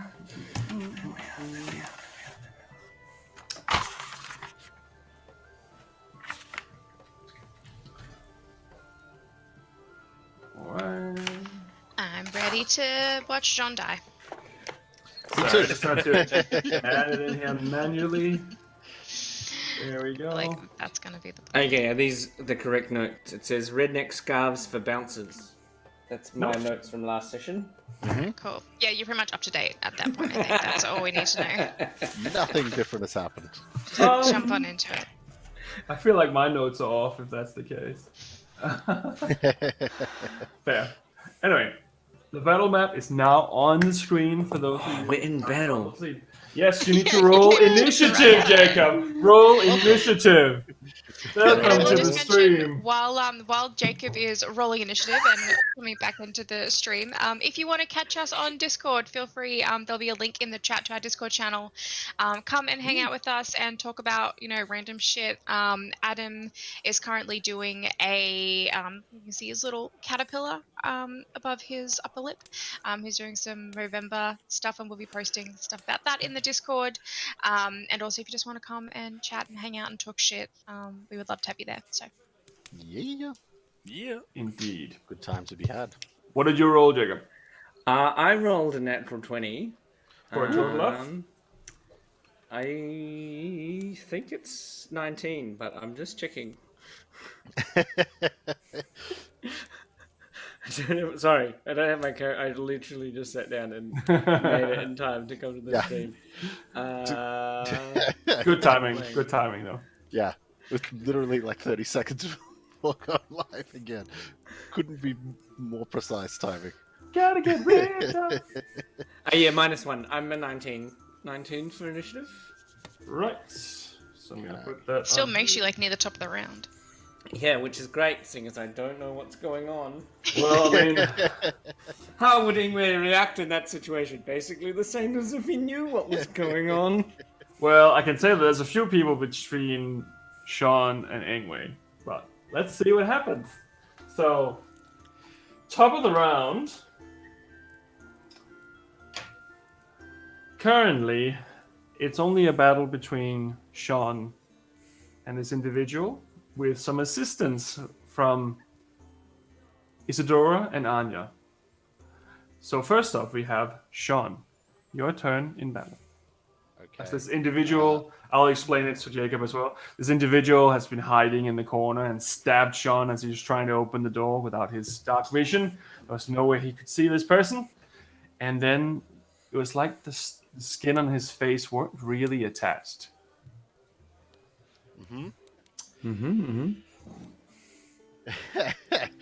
So, Jean is going to keep things nice and simple.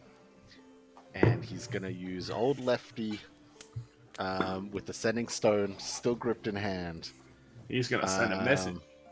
Yeah, he's going to send a different kind of message. And he's just going to reactionary just go for it.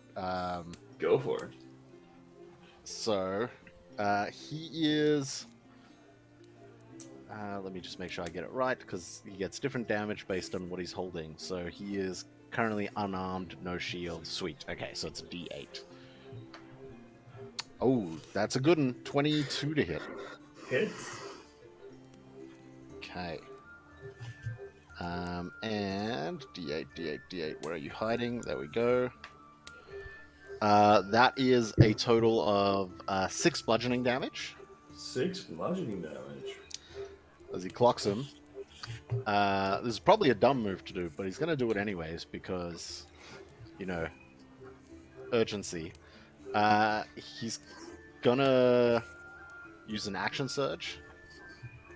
Okay. And he's going to use that action surge to pull the sending stone in and call out and just be like, just been stabbed. Ugh, it's not good up here. Right. And that message goes across the whole field? Yep, go to all three of them.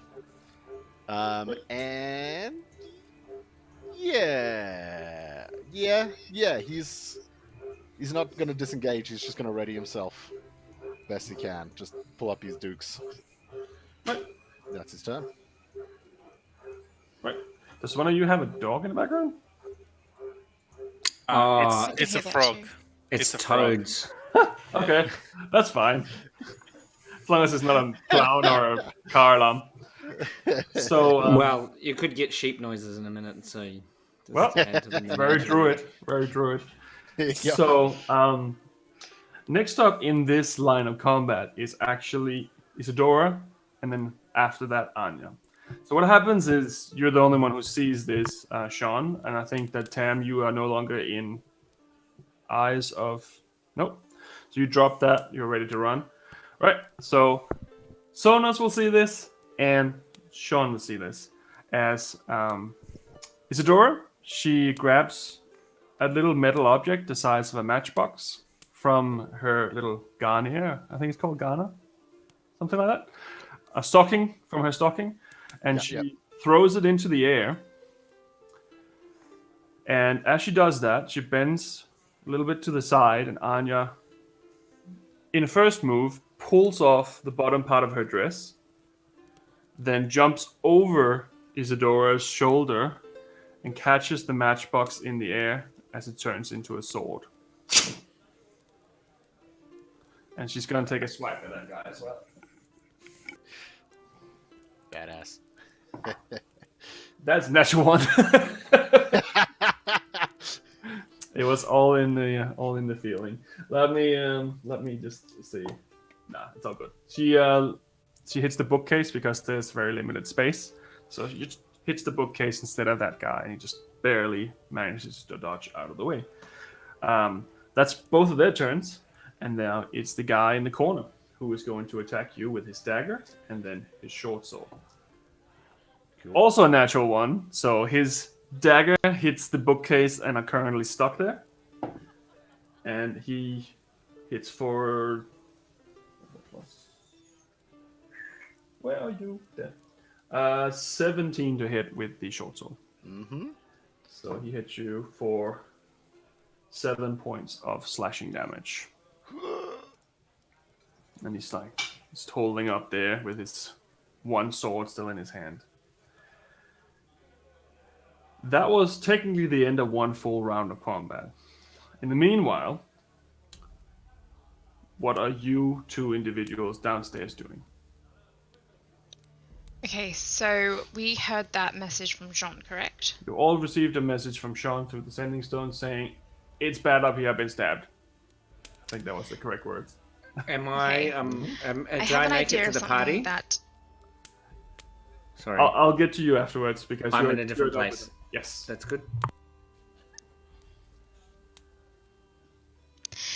So I have an idea of something, but I don't know if you'll allow it. But I'll ask the question. So, is there like a table or something near me that I can stand on? You're near the bar. Okay. You're right That's next to even better. Valentina.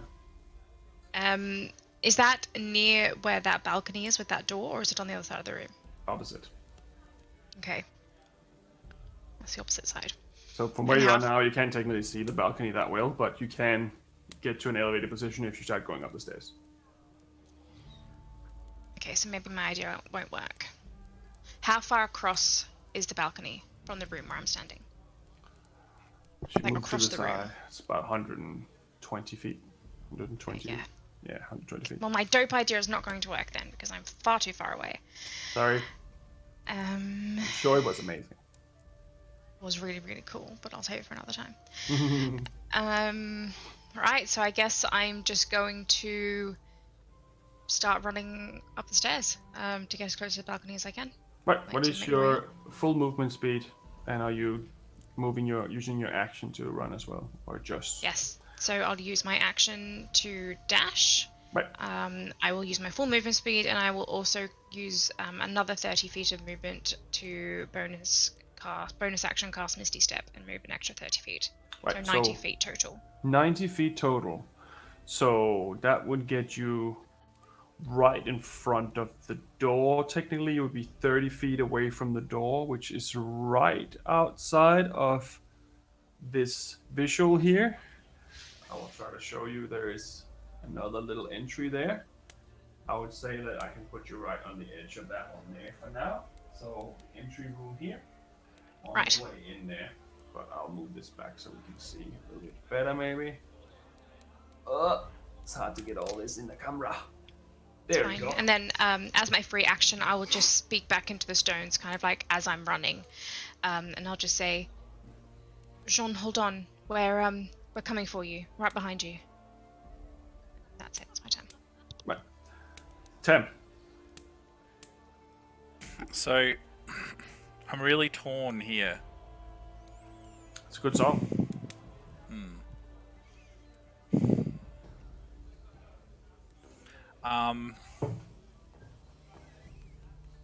So I've got a 10-year-old that I'm supposed to be looking after, right? He is 12. 12-year-old. So I feel, I don't know whether it's because I'm a dad or a teacher or both, the thought of leaving a 12-year-old behind to run into battle unattended in a room full of adults makes me feel uncomfortable. Well, you can Given see that Val. I'm supposed to be there. Oh, yes. He's on the staircase. He's moved away. Okay. Slightly. Okay. I'm going to say. Okay. All right. So I'm going to grab. I'm going to. Yeah. I'm going to grab Klaus by the hand. Right. I'm going to say, Klaus, I need your help. You need to run. Come with me now. And I'm going to run, holding his hand. I'm going to run up the stairs towards Baal. Right. What is your full movement speed that you can get in a turn? In a turn, I have 30 feet. Okay. So is that your movement speed and your action, or just your movement speed? Just my movement speed.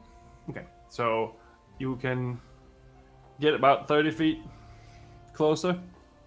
Yep. And from where you were, still about 70 feet up the stairs to where. So is that assuming I'm dragging him? Well, if your movement speed is 30 feet, you haven't lost any movement speed of dragging him. I've given you full movement speed. Can I use my action to get closer? You can do that and gain another 30.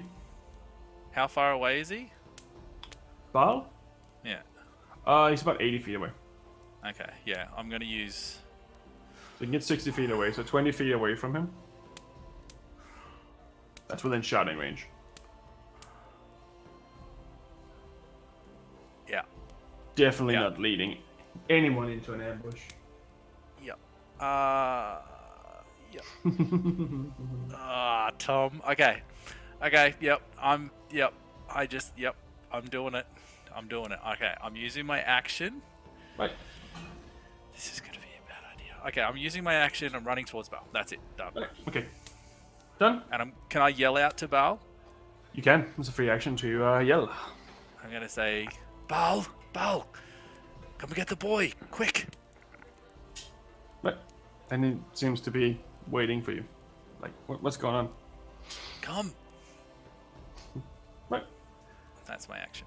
Anyway, you've been away from the party for a little bit because Orm needed to have a little bit of a nap. Yes.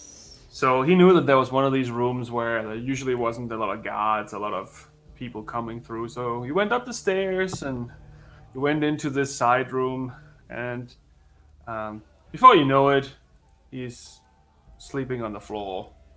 His boot half off, threw up in the corner. He's well aware how drunk he is, but he's having a good time, and he's just laying there with the tankard on his stomach, telling stories that no one can understand. When you get the message that Sean's in trouble, that he's been stabbed.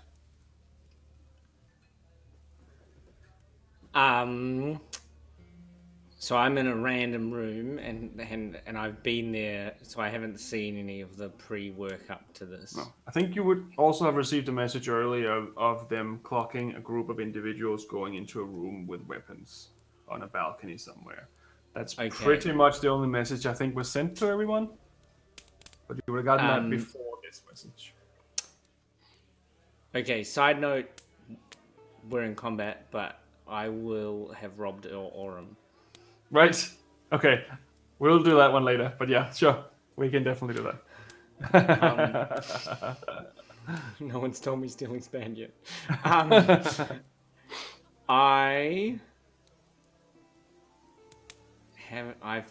There's a message about people heading into a room. And they had weapons and they were dressed in black clothing. Have I spent enough time to know where that's happening? Not really. You wouldn't have seen this because you've been too occupied with stealing this guy's stuff. Okay. And then so clocking this building, would I have a sense of the size of where we're at? Yes, you are on a balcony. You are already on second level in some sense of this building. But it's a big square room. So this balcony is going all the way around, and then all these different not houses, but rooms all across it. You're not really sure which one they're talking about. It could be multiple of them at this point. Okay, yeah, cool. In that case, I am going to use my free action to say, let me know where you are. I'm gonna turn into an animal and I can't talk back. Coming! And I'm going to... I'm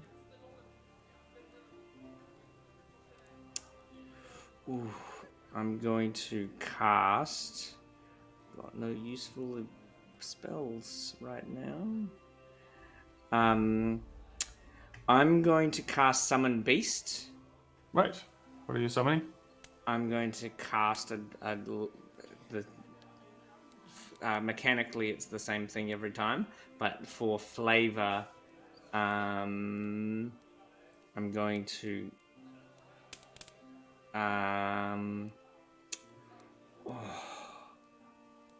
I want to I'm going to turn into a spider, and I want to turn my beast into a spider too. So technically, as the spell is, I can't do that, but I can also cast something that flies. So can I just cast a spider that can spider with me? Sure. So that I don't have to cast, because it thematically makes sense rather than rules wise. Funny enough, I bought a set of spiders today. Yes! So yes, you can definitely do that. How many beasts do you summon with that? It's one beast. Just one beast? Yeah, and it's got like a set stats. Right. And I think I'll just use the land beast thing. Yep. Cool. Stats. No problem. But it can walk on walls and more importantly roofs. Right. Because that's where I'm heading. If that's alright. Yep, that is perfectly fine. And then I will beast shape into a spider. I will say to the beast, come with me and attack anything I attack. Right. That should be doable. Just imagine all the party goers in the ballroom, just like all these spiders start flooding out of like one of the side rooms. Like, no idea what's happening. As far as I remember, you're a pretty big spider when you turn into a spider. Yes, I'm a pretty large spider, and so will be my mate. Will be a smaller version of. I think I'll be like a female spider, and my mate can be a male spider. Right. All right. Yes. Right. So you turn into a spider, and you summoned a spider as well in this adjacent room somewhere that you don't know where is. Before I do that, open the door. Yep. Like I do it as like I summon the spider, and when I open the door, and then I reach up my hand and turn into a spider as I climb on the roof. Right. Stealthily. So as soon as you open the door, you see Celeste. Celeste is running into a room across from you, about 40 feet across from you. So you're in an opposite room, so you actually see her. You don't have to go onto the roof. You can see her in a straight line, and she's going into that room, and she's running Towards the room? She's going currently into that room. Is going on the roof gonna slow me? It wouldn't be as fast as it would be to go straight. Oh, just along the ground? Yeah, because you have to go, if you're gonna go up to the roof, you have to go up quite far. I'm just gonna go on the wall then. I don't. Yeah, nah. Let's just do it. Let's just do it. I'm made the call. So you're going on the roof? Before I knew what was going on. So where are you going, on the roof or the wall or straight? Nah, I'm gonna reach up the door, and I'm going to, as a spider, like because Ingwe can't pull himself up like that, but the spider can. I'm gonna and so I'm gonna be like about 10 foot, probably 10 foot up the wall, and just like scurry along the wall. Right. Use my action. And what is bonus your action movement? dash? But I can't because I'm not a rogue. Yes. You can use your action, but you already kind of used your action. I've used all my actions. I was just being cheeky. What's your movement speed for yourself as a spider?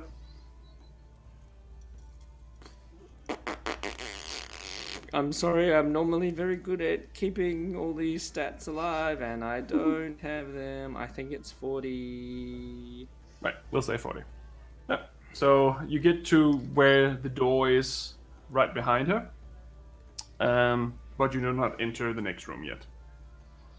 So you're right behind her, and your little spider follows suit, I'm sure.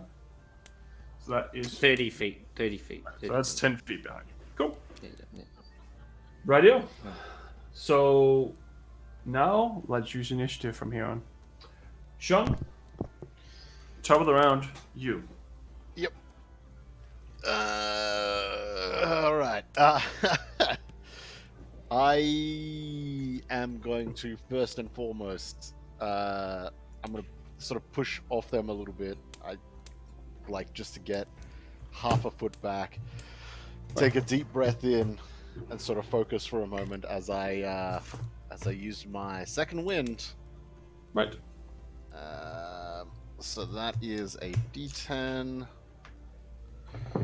plus 3. So I heal back 7 points. Rightio. And I'm gonna sort of.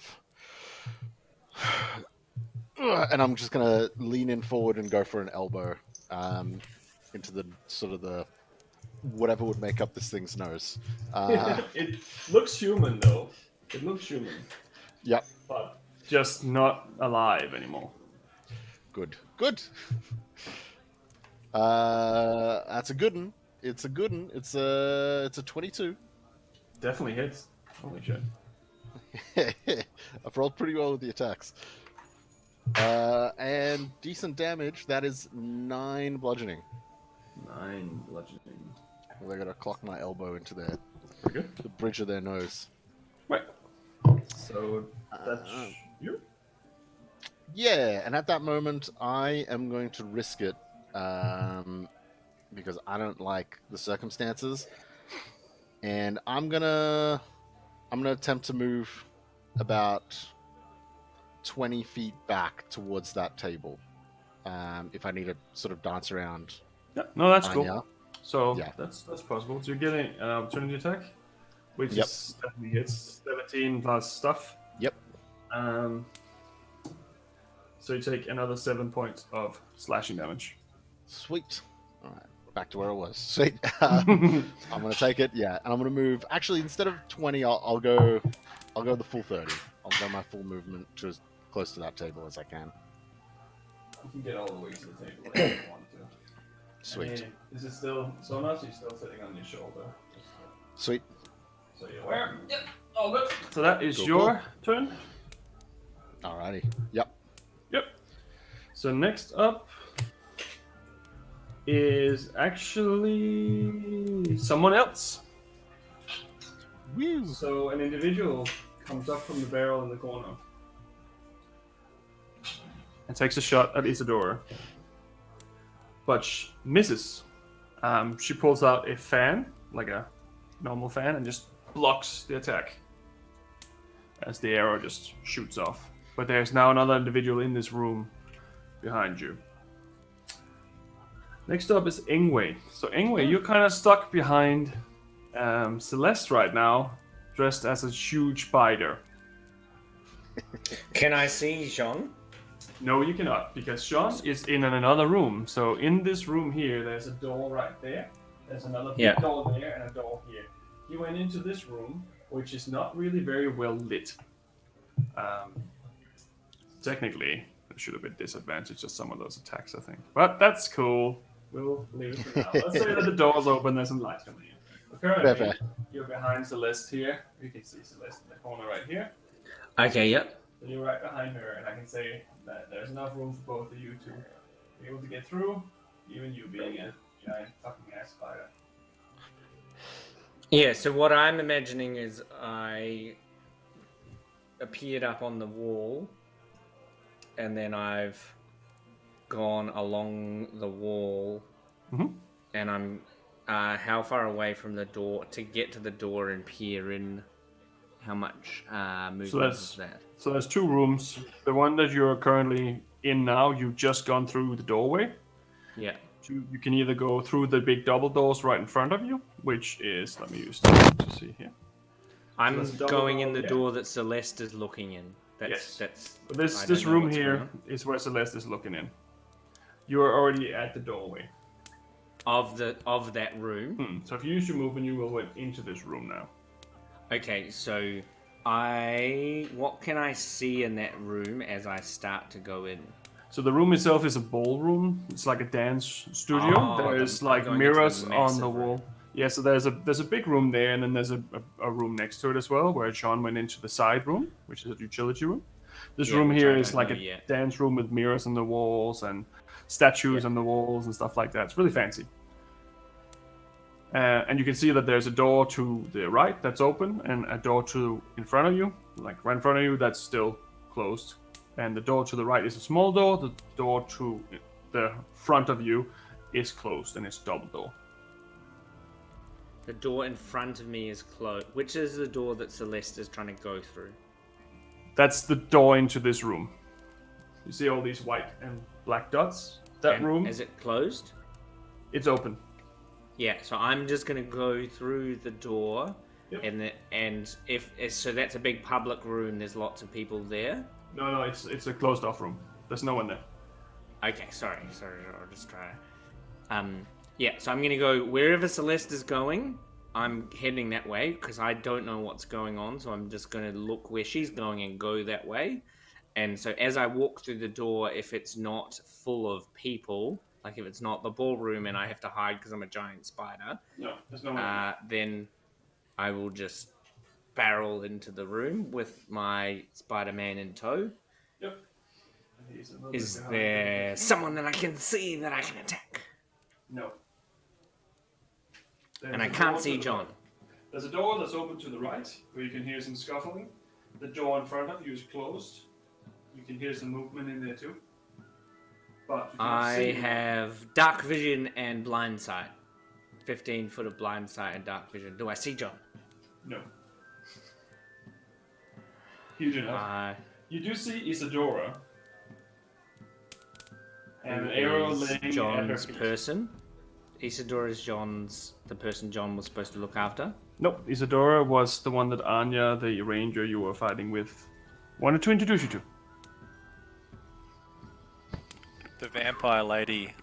Remember? Yes. The vampire lady on top of the building. It's her patron. Yeah, okay, so she's not interesting.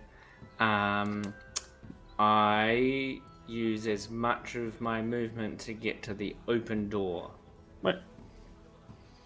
So you can get to the open door right about there, so you can go through next turn. Do I see anything in the open door? You can see Sean now. I can see John. So you can see Sean has backed up into the corner where the table is, and you can see some individual in the corner with a bow who's reloading the bow for another shot. And you can hear some scuffling to your left side, and you can see Isadora standing there with a fan. I can see a person with a bow.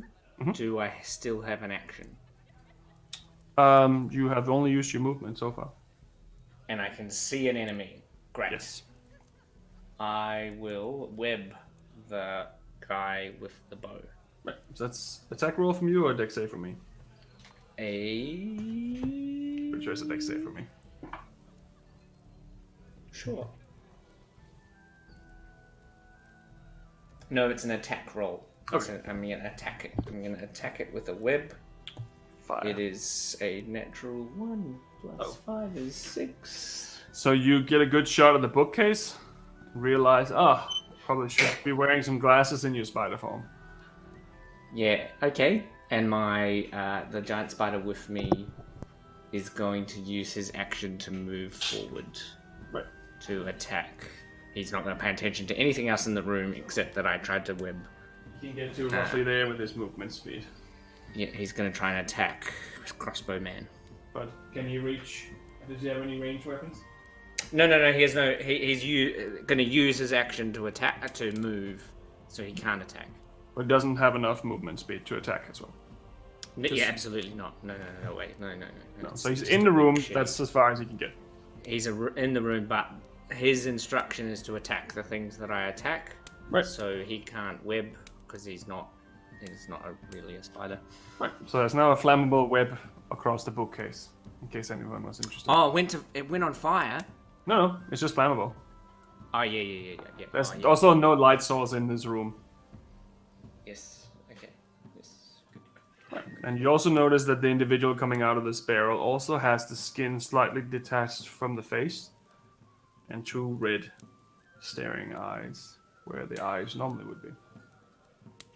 Anyway, so I'm guessing that's your turn. Yes, thank you. Yep. So you hear some more movement in the room next door. Isadora is going to walk over to the side.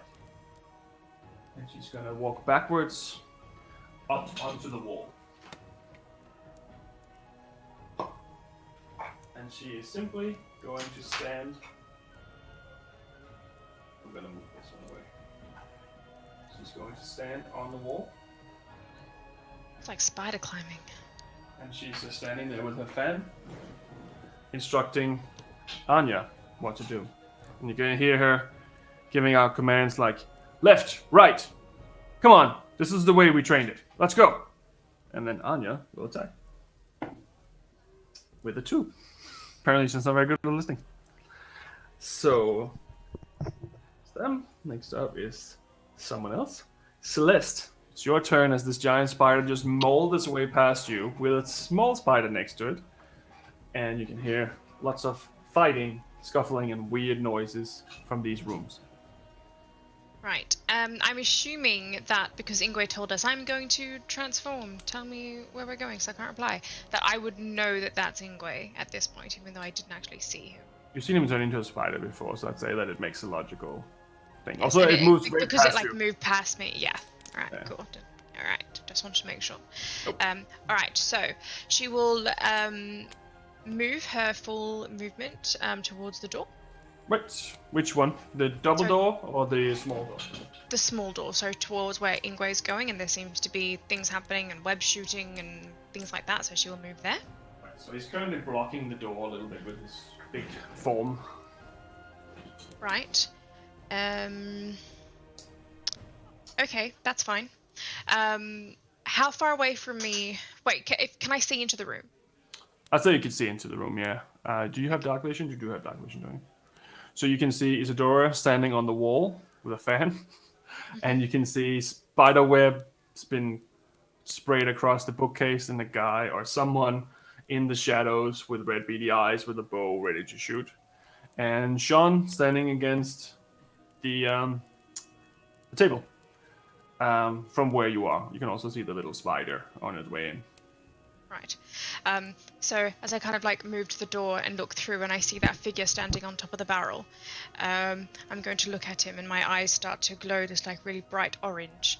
And you hear from this, she starts speaking and whispering and they all kind of like intermingle together in like this weird kind of elven language, and it's going to be like, leave him alone, and she will cast Dissonant Whispers on that figure. That is a wisdom saving throw, please. That is a 14. Right, well then doesn't, actually no, it takes, Right, so it's just half as much damage, because I remember this time that do actually take damage if they succeed, which I didn't realise last time, and I realised I'd used it like 5 times. And There you go. D&D, math. What is math? Get that damage. Oh, yes. So that's 2 5s and a 4, which is 14, so 7 points of psychic damage. That's pretty good for a check that's saved. Yes. Nice. She would do that, so that is used, and then she'll kind of like look over towards Jean, and because he was like, I've been stabbed, it's not good. She will go, Jean, you're stronger than this. Don't let them get you. And she will bonus action cast Healing Word at 2nd level. There you go. Which is the triangle, so that is 3 plus 4, which is 5, 6, 7 plus 2, so 9 points of heals. 9 points of Thank damage. you kindly. There you go. And then yeah, she will just kind of like stand in the doorway next to the giant spider, kind of underneath its leg, like its hairy little leg kind of poking over her head. Right. Very well. That's your turn? Right. There is some more scuffling in the room next door. The guy with the sword is going to pull out his dagger, and he's going to take 2 swipes at Anya, because now Sean moved out of the way as the big hero he is. Goddamn right. That is 2 misses. They just kind of keep parrying each other's attacks in the corner. Yeah. And next up we have Tam. Tam have successfully thrown the kid at Baal, who is able to run 20 feet towards you and grab the child. Okay, so if I look down to the stage, surely, lady, what's her name? Sasha. Sasha, the Golden Gauntlet. Yep. Captain. Surely because she's on notice and she's just seen Celeste and me running up the stairs. She's currently in the middle of the ceremony. But she's not aware of what's going on currently because Bastian is doing his ceremony with them right now. Okay. How far away is the stage from me? 150 feet from there.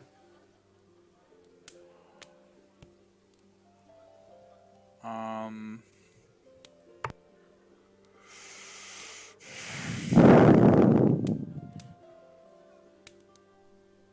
150 feet. All right, I'm gonna take out bloody mosquito. I'm gonna take out a mosquito. I'm gonna take out my hammer, and yeah, I'm gonna take out my hammer and I'm gonna start smashing it on my shield, and I'm gonna start screaming out, "We're under attack! Attack! We're under attack!" What? And I'm going to try and raise the alarm. I'm making as much noise as I possibly can. Right. Trying to raise the alarm. Do they look over? Make a perception check. 7 plus 3, 10. There's definitely some commotion, and some of the guards are looking up at you and looking at what you're doing, and most of them look like they're taking their weapons to probably trying to go and deal with you during the ceremony. So some of them are moving towards you.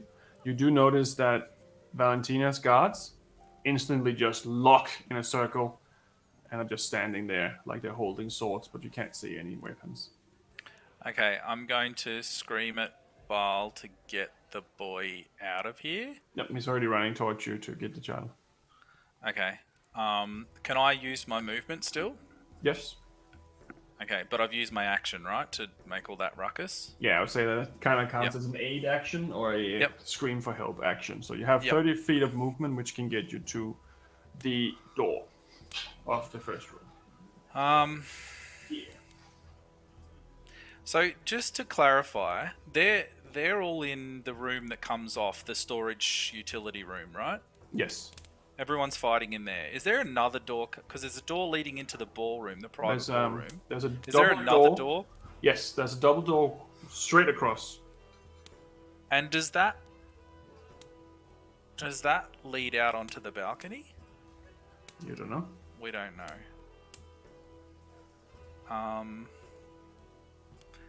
How far away is the balcony from me now? Not sure. Maybe 50 feet, maybe more. Can I see it? Not through the walls. Ah, yeah. So the balcony goes to the outside. It seems like it's in another room, at least. And from what you can see currently. Okay.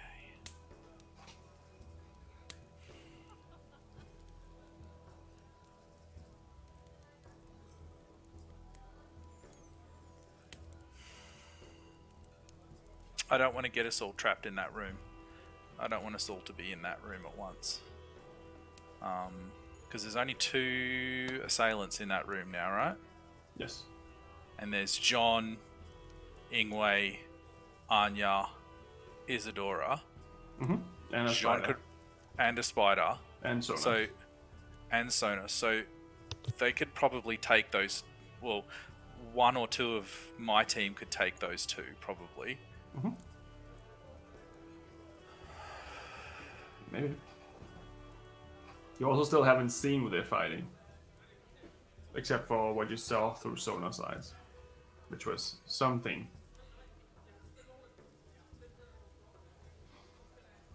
I'm going to stay where I am, actually. I'm going to stay where I am. Right. I'm not going to run in here. No. So you're in a different room than them right now. Yeah, I know. So I'm not even going to go into the private ballroom. I'm actually going to stay out where the ceremony is happening. Right. Yeah, continue to bang on my shield with the hammer. Just trying to get attention. Yeah, that's what I'm going to do. I'm not going to run in as much as I want to. Right. So you notice that there is no sound coming. From my shield? It doesn't make any sound.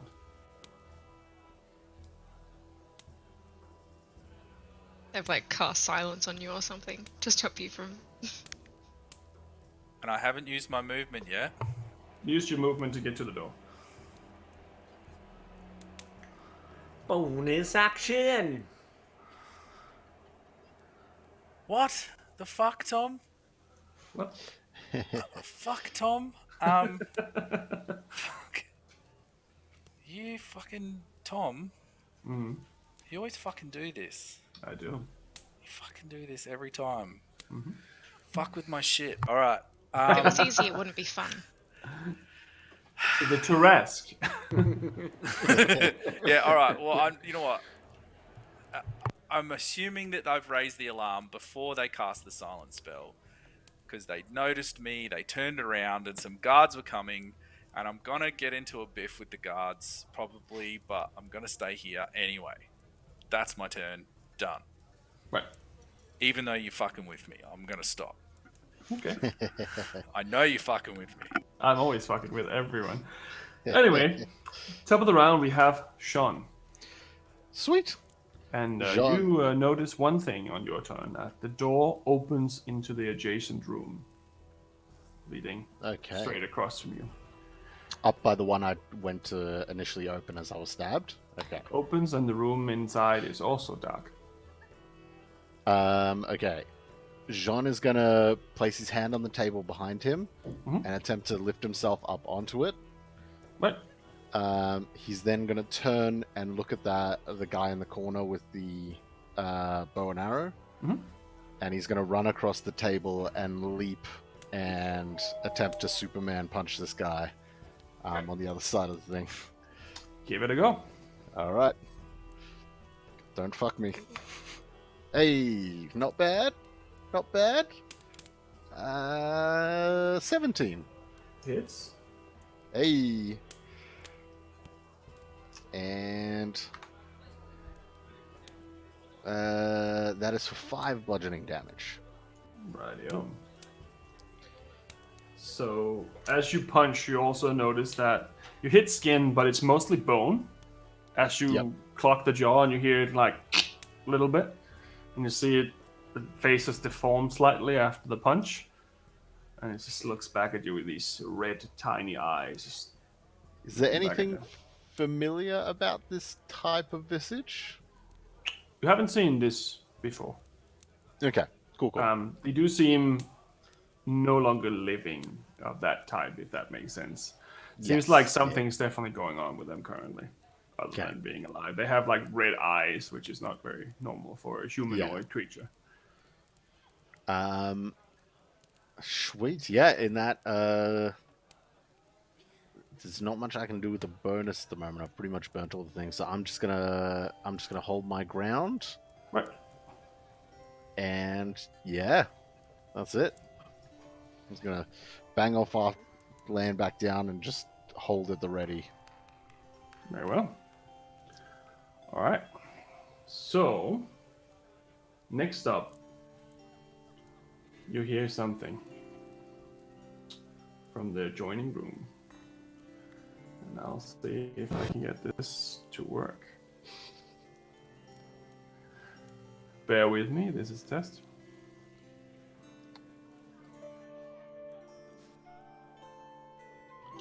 Come in, my friends. Oh my god. Oh my god. Yeah. Holy fuck. Yeah. I did not like that, Sam. I am. That was a test. For future reference, I'll be using that now. Cool! But the I door gotta clean opens. my chair real quick. Yeah. In the room, Sean, you're the only one who can really see this, except for Anya, I think. You do see the figure of a man, also 2 red eyes, and a sword that lights with a green flame, surrounded by black fumes. And behind it, a white dressed woman pointing at the man.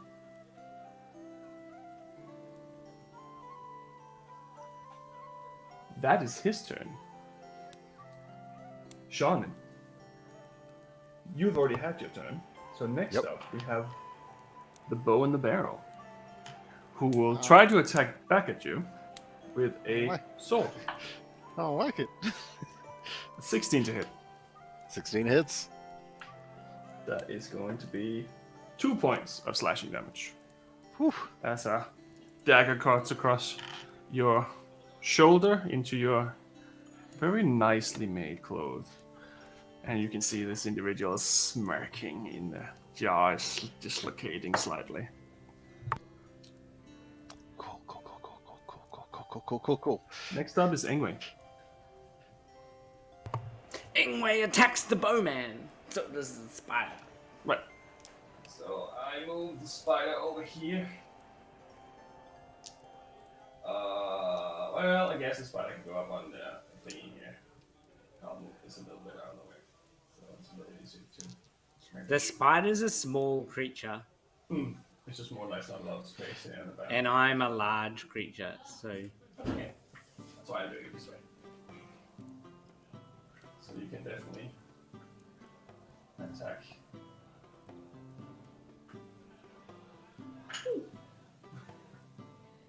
There you go.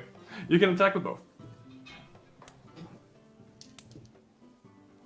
Okay, it is a 13 to hit for the spider. Misses. And a 23 to hit for Ingwe Hits. spider.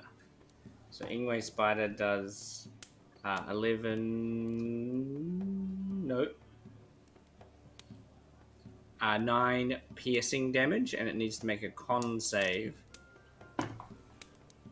That's a Or 10. take half of 9 poison damage. Or take 9 poison damage. I rolled a 10 for the con. 11 is the con. Okay, so I failed. Take 18 damage, 9 piercing and 9 poison. Ooh. Nice. I'm super powerful at level 3, guys, and I actually. stay this powerful for 3 level. How much was the poison damage, sorry? 9. 9, okay. Doesn't seem to be so poisoned. It doesn't seem to affect it. Wait, what is that? There you go. I forgot about that for 2 seconds. Yeah. And so, I like the way that you've put it, because definitely spider, but like small spider's dumb. He's just like one of those alien movies where they're like They're pretty smart spiders though. just jump up into things' face. But Ingwe spider's like on the walls, like attacking down. Right. He understands combat space and stuff. Good.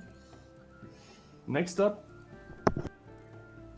Sean, from where you are again the only one who can see this. Mm-hmm. Another set of eyes dart across the room. In the adjacent room. That's all you see. Ingwe can't see. You're pointing can't the see wrong now? way. Yeah, cool. You're pointing towards the person where Sean is standing to the side of it. Yep. Isa stays where she is. She's simply just using her fan, just watching this massive spider and the small spider attack this weird creature in the corner, and she's like, huh. And you can see her just pulls down her sunglasses slightly and just, it's a bit of a day, isn't it? Anya takes another attack at the guy with 2 things, and again misses. Doesn't seem to be her day today.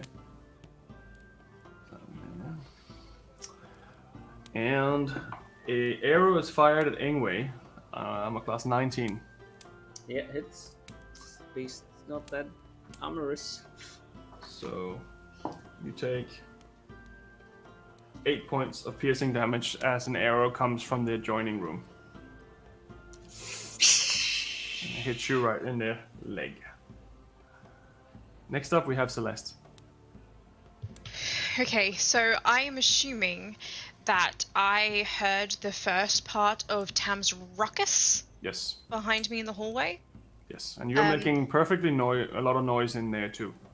And his footsteps also making noise. Okay. But it's like it just doesn't emanate. Doesn't emanate. It doesn't. Okay. So I'm going to turn back around, and I'm assuming that I know that he's trying to raise an alarm, essentially. Yes, you can see that from what you're doing. Right. So I'm going to look at him and go, let me try. And I will cast Thunderclap. So anyone within 100 feet will hear a big booming, cacophonous, thunderous thing. Right. And no one is within 5 feet of me, I assume, so no one will be taking any damage from that. Boom! Kill all my friends. It's only a 5 foot radius Right. for the damage, but 100 feet for anyone who can hear that. Okay. And then looking at the double doors, you said I could hear something in there? Someone moving around. Okay. As you do the thunderclap, though, there is a reaction to that. Okay. What you hear is That won't work, my love.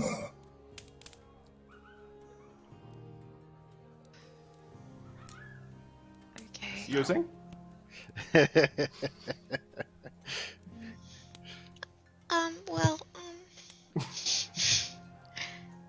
go over to the other doors. Right. The double doors, please. So you go to the door. Do you open it as well, or do you just go to the door? I don't know, because it was my action to cast Thunderclap, so I don't know if you will allow me to also open the door as an action. I'd say if you use the rest of your movement, you can use that to open the door. I'd say. So that's probably fine. Okay, I will slowly open the door. Right. You do have dark vision. I do. How far? 60 feet, I believe. I think it's like superior dark vision. Right. Let me double check. Yeah, 60 feet. Another room in here. This might be a little tricky to show properly, but hopefully it'll work. Who's free tonight to come over and hold my hand while I fall asleep? That voice is gonna be bouncing around inside my head for like the rest of the night. It's pretty fucking What a great. cool mechanic. Yeah. I want one of those. But I want that. How is he doing it? So, in the room, with your 60 feet of I dark can't really hear you, Tom. You might need to come back to the microphone. We neither can we. We can't see the things that you're doing in the room. Oh, I can see the edge. It's actually really suspenseful. It's like someone gonna doing be? something in the background. Really feels like the background. Oh damn, that's a big room. Oh boy. It's like a bonfire or something. We No, gotta it's a get table. this to work. This will be. Oh, I'm so excited. Okay, we need to torch the place. You're up.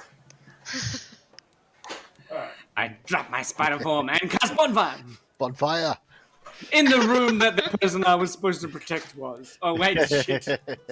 So far, what you can see with your 60 feet of dark vision into that room is that there is a man standing next to a giant, not a giant, like a large dining table over here. There's a man standing there whose sword is green with smoke or darkness itself are wrapped around his blade and his two red eyes. That is what you can see from where you currently are, but you can hear movement inside the room. But because you used your movement to do the door thing, you can't enter. Right. That is your turn. I'm guessing. Potentially. I still have a bonus action, but I don't That's true. think that I want to do anything. Actually, no, I do. I'm going to kind of like looking in this room, and then I'm going to turn around slowly towards where Jean is in like the other room, and just go, I really need you to survive in there because I think we've got other problems, and I will give him a bardic inspiration dice. Very kind. Need it. D6, right? Yes, I am level 3. Hey, me too. Samesies. Samesies, matching. How curious. Alright, yes, that is my turn. Right. Next thing that happens is that the creature, similar to the one attacking Sean, darts out of the doorway and attacks you, Celeste.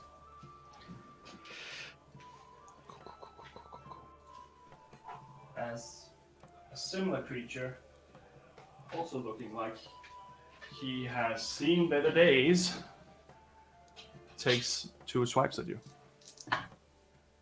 Both miss horribly though. But you can again see this creature with the skin slightly hanging off its bones. And no eyes, but just these 2 black lights looking back. Sorry, red eyes looking back. But that is his turn. And next up is the guy with the 2 daggers who's going to try to attack Anya again. This time he does hit. Where's my game? Oh, okay. So she takes a hit. But doesn't seem to care too much. That is his turn. Tam, you're up. And as you stand there, you'll also notice the response to the thunderclap as the doors behind you shut.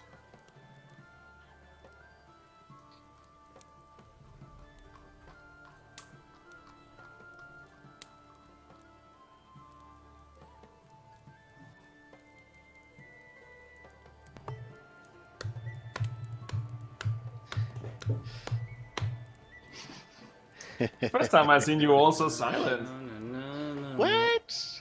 Dun, dun. Okay, so have the people in the ballroom finally, like, have I finally got the attention of the gauntlets on stage?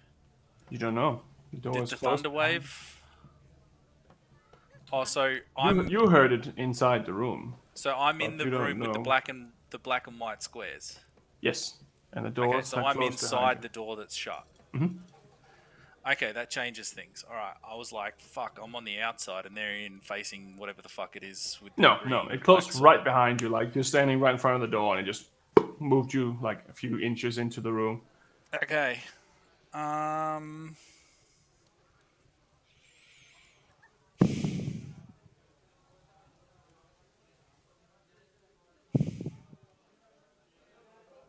I guess I don't really have much choice at this point.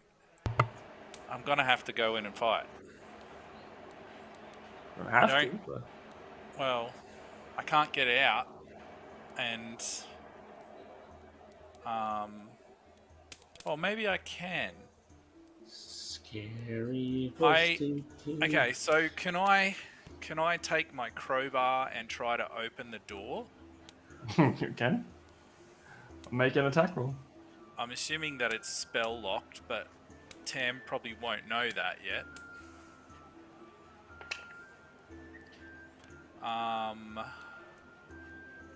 So Tam's not that strong. Yeah, he's not that strong at all, actually. So it's a 15. Right. So you hit the door as hard as you can, and it just bounces off. I'm trying to like wedge it in there and use the crowbar as leverage. Still nothing. You can't touch it. It just slides off like there's a barrier. Of course it does. Of course it does. Okay. Well, that was a waste of an action. I'm going to run It's never a waste in the story. towards the fight then. So, but hang on, is there like, if I'm looking at that map, Mhm. if I'm looking at the map, and I can't see it very well, is that Celeste? Celeste is currently fighting someone right in front of you. I'm in the room with Celeste, and she's fighting. Is there doors there in front of her? There's a door right in front of her, yeah. I moved That's the door. door, so yeah. I see into the Okay. next room. So, all right. Well, how far away is Celeste? 40 feet away. Okay. All right. Well, I will run over there. Right. And can I ask Sonos what the fuck is going on in there? You can.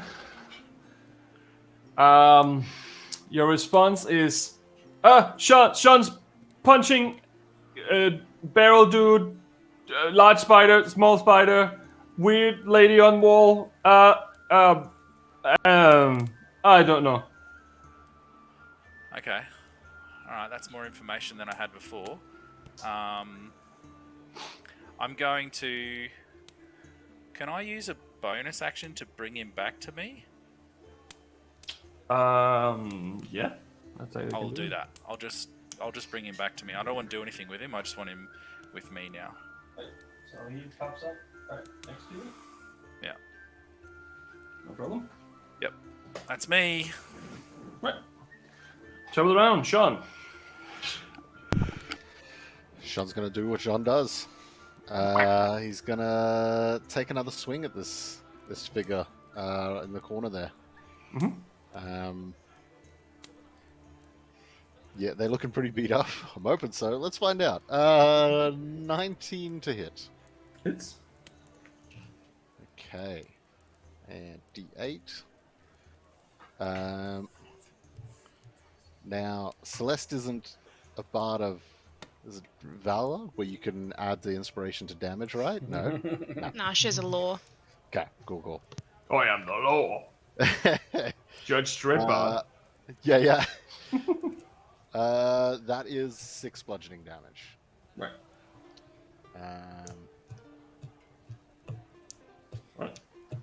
yeah, he's just gonna sort of like swing at the knees in the hopes of causing this guy to buckle or something. Pop him the knee, and then just look up and just be like, "Why won't you go down?" And he's gonna hold himself guarded. Right.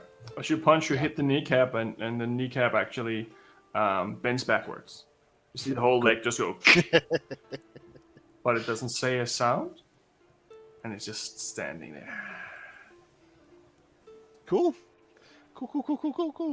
Does it look like it's getting hurt, or does it look like my attempts of its wailing form on is definitely getting damaged. Okay, It's like okay. broken jaw, leg bent backwards. It's definitely looked like you're hurting it. Okay, sweet.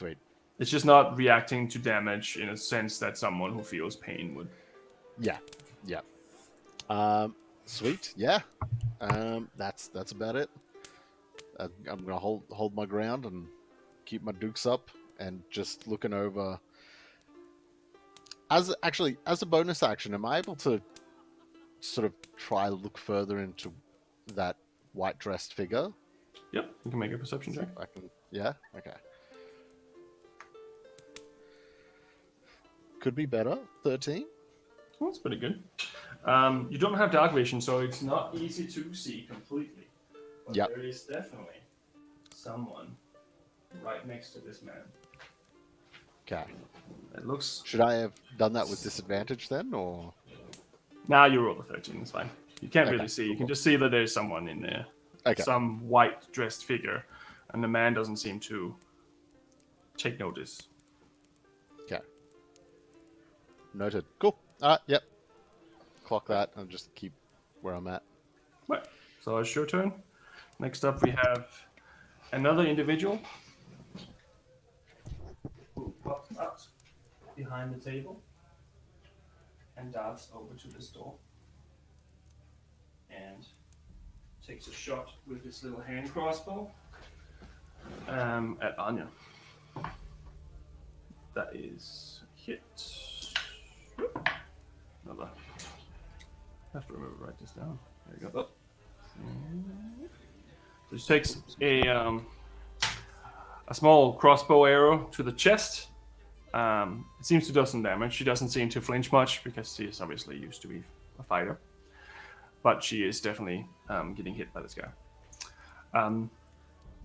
Next up, the guy with a flaming sword moves towards the door. And you can see this hulking figure coming towards you of a man.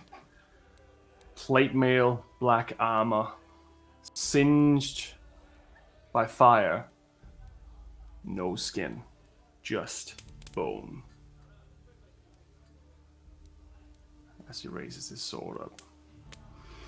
And he just waits.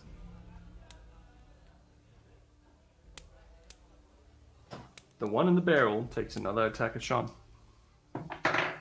That's a natural one. Drops the dagger, slides across the floor, but misses. It's the little wins. I rolled like 4 natural ones like so Yep. far. Pretty good for you guys. Next up we have Ingwe. Barrowman's gonna die! That's the guy in front of me that I'm just gonna wail on. Right. Little Spider's going to do a 17 to hit. Hits. And does 9 piercing damage. 9 piercing damage. Yep. And Ingway's going to do a 12 to hit. Misses, unfortunately. It does look pretty hurt, though. The little pincers have taken a part of the scenes away, so their head's slightly coming off. And yeah, so Ingwe has dark vision, 60 foot, and blind sight, 10. Have I seen all the like thing that you described with the lady coming through the door and stuff, or am I? You're pointing in the right direction. The only way that you can attack that individual before was if you're pointing towards them like that, and then you're facing the opposite direction of where stuff's going on. Yeah, so I'm gonna move. I'm definitely stressed about it. I'm gonna move up on the wall. Right. Like Spidey Man's on the just attacking because he's an idiot. But like Ingwe's like, I'm gonna kill this person, but I definitely am stressed about what's going on. So if it's just a matter of like moving, Ingwe's definitely trying to move on the wall to get a good vision down through the door. I'm also happy to not see things but Ingwe's actively trying to see through spider eyes. Okay, make a perception check. So currently you're on the wall on top of them. Yeah. It's the only way you can really do that. Yeah. Very, very quickly worked out this guy. I've got to kill this guy, but he's not the guy. 17. You also see a white figure floating in the room next door, pointing. But not that I can't see the skinless dude. He moved away. He moved away from where he was. Yeah, right. Okay. Thank you. Right. So next up, a woman with a whip snakes around into the next room. She looks like a drow, but she too also looks like she's long gone. She takes an attack on Isadora with her whip, and she hits and does a little bit of damage actually.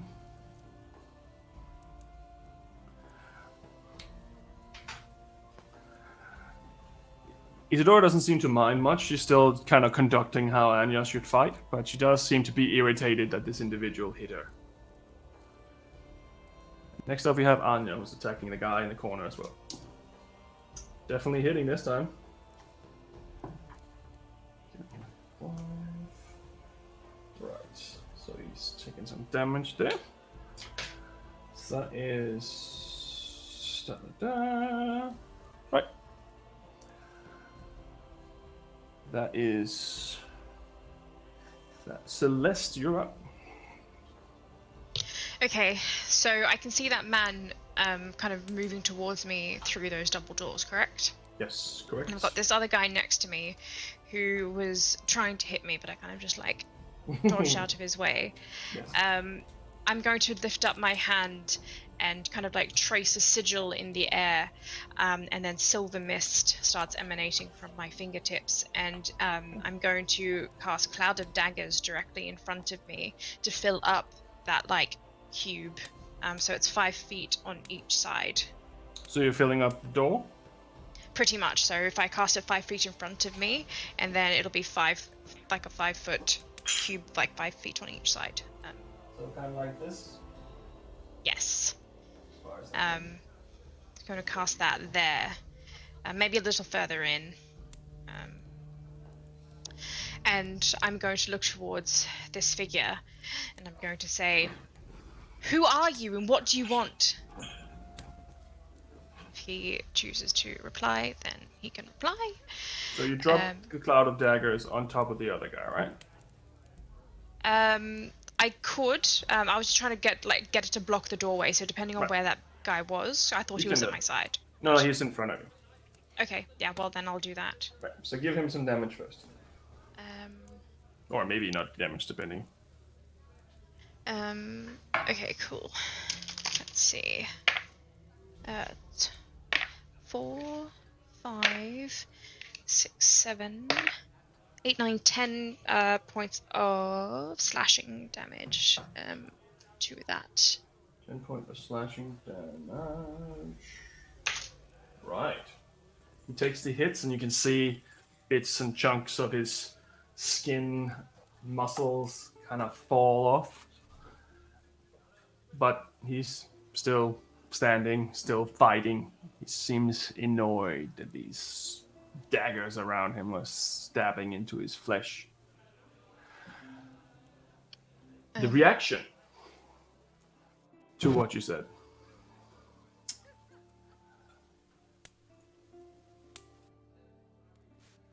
I am Death.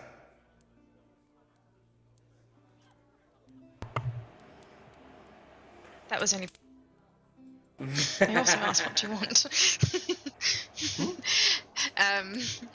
So I will, like, as that happens, I'm going to turn around and look, and Tam is in this room with me, correct? He hasn't gone He up is into the other right room? next to you with Sonos behind him.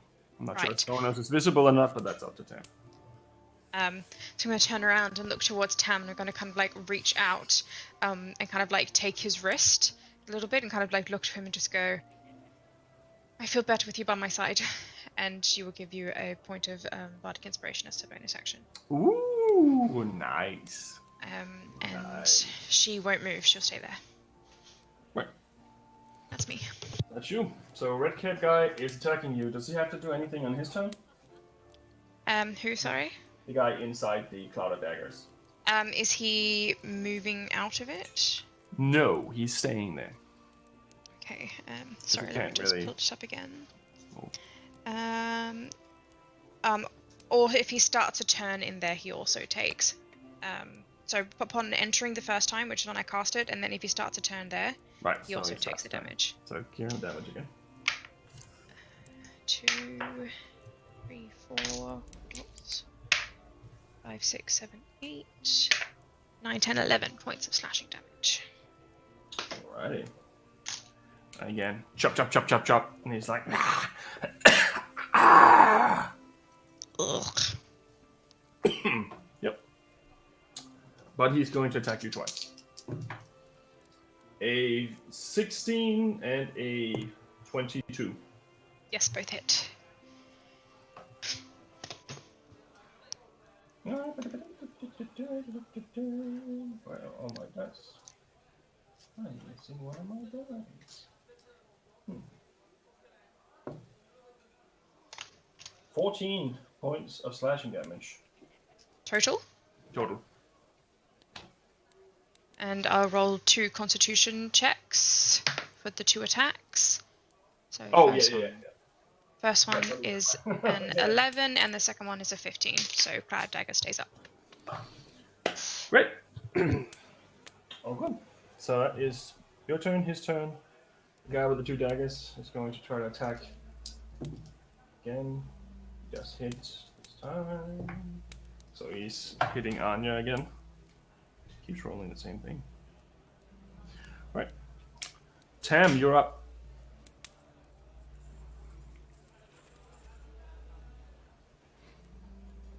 Okay, so, oh, am I? Yep. Okay, there I am. I was paused for a second on my screen. So I'm right next to Celeste. Mm-hmm. And am I correct in thinking that Death is in the Cloud of Daggers? Is that No. who's in the Cloud of Daggers? No, Okay. just some rando. Okay. So there's a rando in a Cloud of Daggers. Mm-hmm. Can I see Death? Yes, he is on the other side, so he's like 35 feet away from you on the other side of the cloud of daggers that are blocking Okay, the and doorway. he's that figure, the dark figure on the other side. The plate mail armor, the skeleton face with the red eyes, and the green sword with shadows coming around.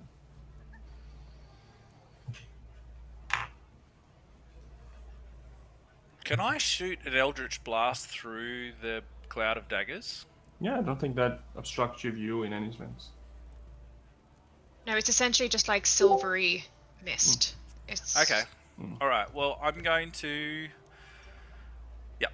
I think I figured out who the bad guy is. Not sure if we Maybe. can kill him, but I'm going to give it a shot. I will cast Hex with my bonus action Right, let me put the hex effect on then. on Death. Oh, hang on. Death's going to be fucking immune to necrotic damage, isn't he? Maybe. I bet he is. Maybe not. Of course he is. Would Tam know that? Tam would not know that. Tam would not know that. Okay, so I'm going to cast Hex. Right, he has been successfully hexed. And Eldritch Blast. let's see. Let's see.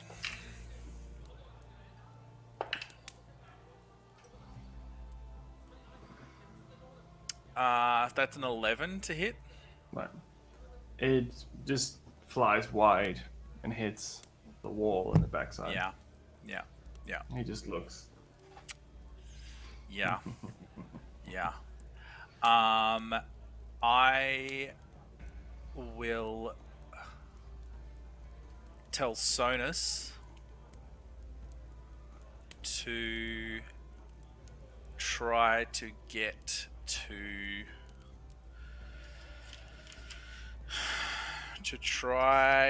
out and get to Kessup, Lady Debon, and Logan. Right. I'm going to tell him to try to get back to them. Yeah. And in what way would you have him attempt this? Well, he seems to be capable of bamfing in and out of space. So... But it has to be a place you can see. I'm pretty sure. Yeah. So... Yeah. Is there a keyhole on the door? Maybe. Get him to wriggle through the keyhole. I'll try to... I'm going to tell him... Given that he is not the average familiar... That'd be it. I'm going to say to him... Try to get out the other side. You need to be able to see it. Try and get through the door. If you can bamf out, get through the door, get help. Right. If it works, it works. If it doesn't, it doesn't. Give it a shot. See what happens. So now he moves towards the door. Yep, and that's my go. Yeah, am I? So I'm as close to Celeste as I can get? Yes. Alright, I'll be back to back with her. It'll be side to side. Unless you want to face Yeah. the wall. Pushed up against her just so that nobody can sneak up on us. Yep, and that's me. Right. Cool. Top of the round, we have Sean. But before you can act, something happens. Almost from inside you, you feel this cold shiver. As this spectral form comes out of you and attacks the guy on the barrel. With a natural 20, of course. And kills him. I'm a warlock. And he drops back into the barrel as this white creature, spectral woman, looks familiar, yet recently passed. Just looks at you with her cold eyes. Points at the door.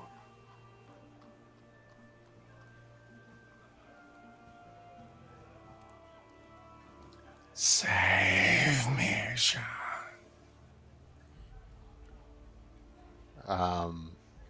Your turn. Cool. Yep.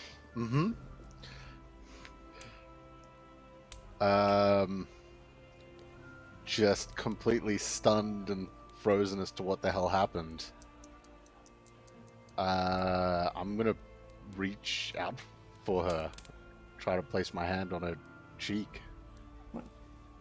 You do feel a little bit, but your hand goes through.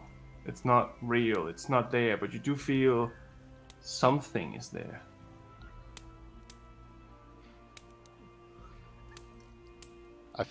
I'm gonna roll a dice to see what Sean does next. That's fair. That's what happens when I fuck with you. Okay. Sean's gonna see all this. He's gonna look over to Ingwe as a big old spider who is right there, right? Yep. Yeah, I feel like in this chaos he wouldn't be moving fast. So if this takes his whole turn, but by all means, he's sort of just going to look up. Do I notice any? I mean, it's difficult to notice facial reactions on a spider, but do I notice anything? Do I notice Ingwe like head move? I would say that he probably twitches slightly when that happens, like just going back as a defensive reaction. I think that's probably very normal. But other than that, like you can't see facial expression, but you can see that there's definitely a reaction to that happening. I can see it. I can see the ghost everything. face. Yeah. You can see this woman very, very clearly in front of you, and she just killed this asshole that I was trying to kill. Yes. On board. You're in LA. It's not complicated. Jean is gonna carefully, slowly, confused, he's gonna reach past her and try to grab the bow from the individual that just fell. Yep, there's a bow and a short sword. And he's gonna try grab some of the arrows as well. No problem. And if he can, I don't know what's taken actions or bonus actions so far, but I'd say that's a bonus action. That's fine. You're right next to him. Okay. And he's just gonna look at her as he like draws an arrow, and then turn and look at the figure that's standing in front of Anya. There's two figures in front of Anya right now. Technically three. There's one on the other side of the doorway, which is a little figure, like a halfling size, with a hand crossbow. There's a drow-looking one on the inside of the door that attacked Isadora, and the one fighting Anya is the one with the two swords that stabbed you to begin with. Okay. He's gonna take a deep breath, and he's gonna look at her and just be like, "You really here?" And he's gonna turn back and loose an arrow in their direction. Sure. And try to gauge her reaction. Right. Was it a short bow or long bow they had? Short bow. Short bow. Okay. I don't have a short bow in my inventory, but that's all right. I've got me books next to me, so I'll make the attack. 6, I think, damage-wise. 1d6. Cool. That is. It's not as great. It's an 11 to hit. Fortunately, misses. Yeah. You're just too shook up to hit. Bardic Inspiration. Oh yeah, go for it. Yes! Woo! That is the perfect time. Brings it to a 16. Hits. Hey! Just hits. Thank you, Celeste. There you go. So you feel this quivering, cold sensation coming over you, and you shoot. And as you shoot, you hit. Even though you didn't really pay attention, you're freaked out. It's 3 piercing damage. 3 piercing damage. And he's just going to look at her as he slowly moves forward. I imagine this is a very slow instance, so even if he, whatever speed, however far he can get forward slowly, without getting right up into them, he's going to move forward. Right. So you can move around all of this, and you can get all the way up to the face of this one if you want to. No, I would stay at least 10 feet away from them. Right. But yeah, and I would just be looking at her the whole time. She follows alongside you, the spectral woman. She just follows you at your pace. Okay. Still pointing. He's just going to knock another arrow ready for whatever happens next. Confused and in a daze. All good. The halfling on the other side is going to take a shot at you. That's a fucking horrible miss. I keep rolling 1s and 2s right now. And next up we have the hexed individual, also known as Death. Mr. Death. Mr. Death. So he's been looking on long enough. So he takes his sword and he throws it at Tam. That is a 19 to hit.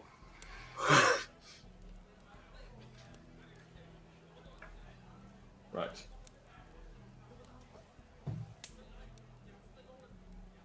You take 14 points of slashing damage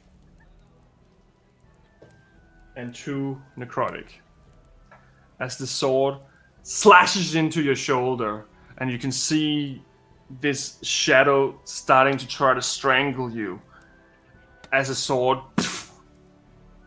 disappears out of existence back in his hand. And you just hear him. Ow. That's his turn. The bowman in the barrel is done. Next up is Engwe. I can see the lady, and is the lady pointing through the door or pointing at other people in the thing? So she's technically pointing through the wall. Towards death and whatever's going on that we don't know. She's pointing in that general direction at least, but you haven't really seen much going on there, so for you it just seems like she's pointing to another room. Okay. And enemies in the room that I'm in is halfling dude that's through the door and someone that's fighting Isadora. There is a drow with a whip in the room, and there is a person with 2 daggers, or 2, like a sword and a dagger, and then there's the halfling on the other side of the door shooting with a hand crossbow. There's 3 in your proximity. I'm going to attack halfling dude through the door, please. Right. So when you get there, because of your size, you will be in combat with all 3 of the bad guys. How high is the roof? About 15 feet. Yeah, so I'm gonna go. So I'm imagining that I was on the wall attacking Barrel Boy. Yes. I'm gonna go along the roof. You'd still be in melee combat range with them. 15 feet they can hit me, but just in case someone wanted to run past me, I'm not blocking. Right, we can say that. But also because I want to be on the roof thematically. Right, you're upside down. Cool. And Beast Spider's not that smart. He's just gonna follow along. He's just gonna. Well, no, he targets. Hit the instruction I gave him before was attack the people that I attack. Right. So you'll attack the halfling guy then. Yeah. After I attack him. Right. And I attack halfling guy with a 14 to hit. Misses. Okay, and then I attack halfling guy with a 14 to hit. So what's next number? Letters. That's it. That's me. A halfling guy's on the other side, right? It's on the other side of the door, yeah. Can I perceive from, like, attacking through the door what's going on past the door? You can. You can see 2 dead guards laying on the ground. Yeah. Looks like most of the life have been sucked out of them. They look similar to the individuals you've been fighting, but they are not moving. Yeah. Again. Thank you. Right. That's my turn. Next up we have Drow Lady, who will attack you now, because now you're in her way. That's fucking 2 again. Okay. Never mind. Next up we have Isadora, who is going to assess that Anya might not necessarily be ready for this. So she takes her fan and she just throws it, and out of it these 3 darts fly. 2 of them hits. So 2 little darts fly out of this fan and hits this guy in the shoulder, and the 3rd one impales itself into the wall. And he's still standing there, but he looks pretty badly hurt. And Anya's going to take a swing as well. With another natural 1. Yay! Never mind. It's not her day today. Next up, we have Celeste. Okay, so and your cloud of daggers, I think, is that on your turn or is it on his turn? It's on his turn. So when he starts a turn, and it's only in my turn when I first cast it, they take damage, and then after that it's just every time. Right. He starts his turn in the cloud. So kind of like stumbling back a little bit, like clutching at my like stomach as it's like seeping through my clothes, like the blood is starting to spread on the front of my dress. I'm going to press my hand into my stomach, and my hand starts like glowing this like dull orange glow, and then all of a sudden it's kind of like starts spreading across my skin, and I have this like really faint kind of glowing aura, and I'm going to cast Blade Ward on myself. Right. As my action. And then I've still got my hand kind of clenched around Tam's wrist, and just starts shaking a little bit as she squeezes onto it tighter. She says, "You said so yourself, Tam. If you go down, there's no hope for the rest of us." And she'll bonus action healing word. Nice. You, Tam. Oh, that's max heals. 7 points of healing. Nice. Nice work. And she will stand there at his side and not move. Right. So she'll hold her ground there. Were any of them concentration spells? No. Right. The guy. I know what I'm doing. I know about concentration. Just checking. I don't. That's fine. Next up, the guy attacking you is still in the Blade Ward.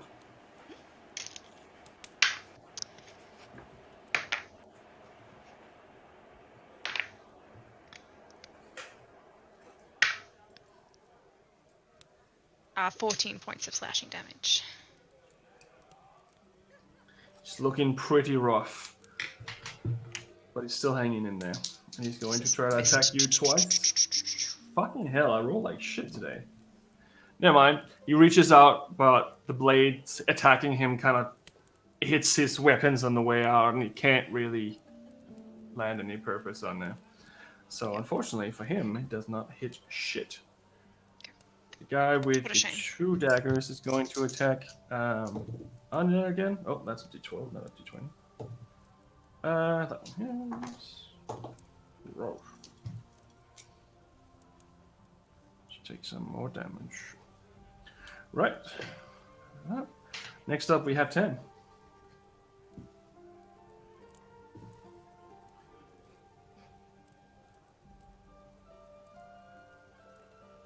Where's Sonos? Sonos is still with the door. And he is attempting to bamf out. Is he succeeding? He is currently gone. Okay, he's gone. Can I... Sonus, where are you? Did you get out?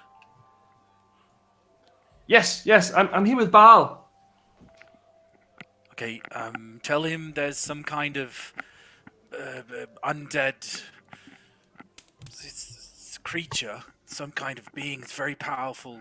It's got a green glowing sword. Calls itself Death. We're in trouble. Please, send help. Right. Yeah. Now come back, Sonus. Come back now. Comes back. Right next to you. Okay, yep, right next to me. I'm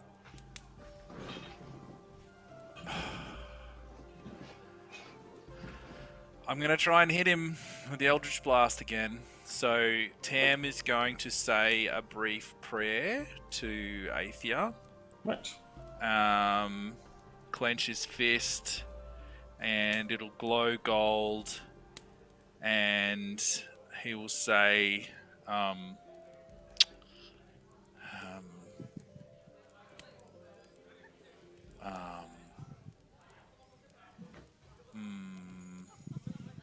the agents of action are stronger than death. And Eldritch Blast.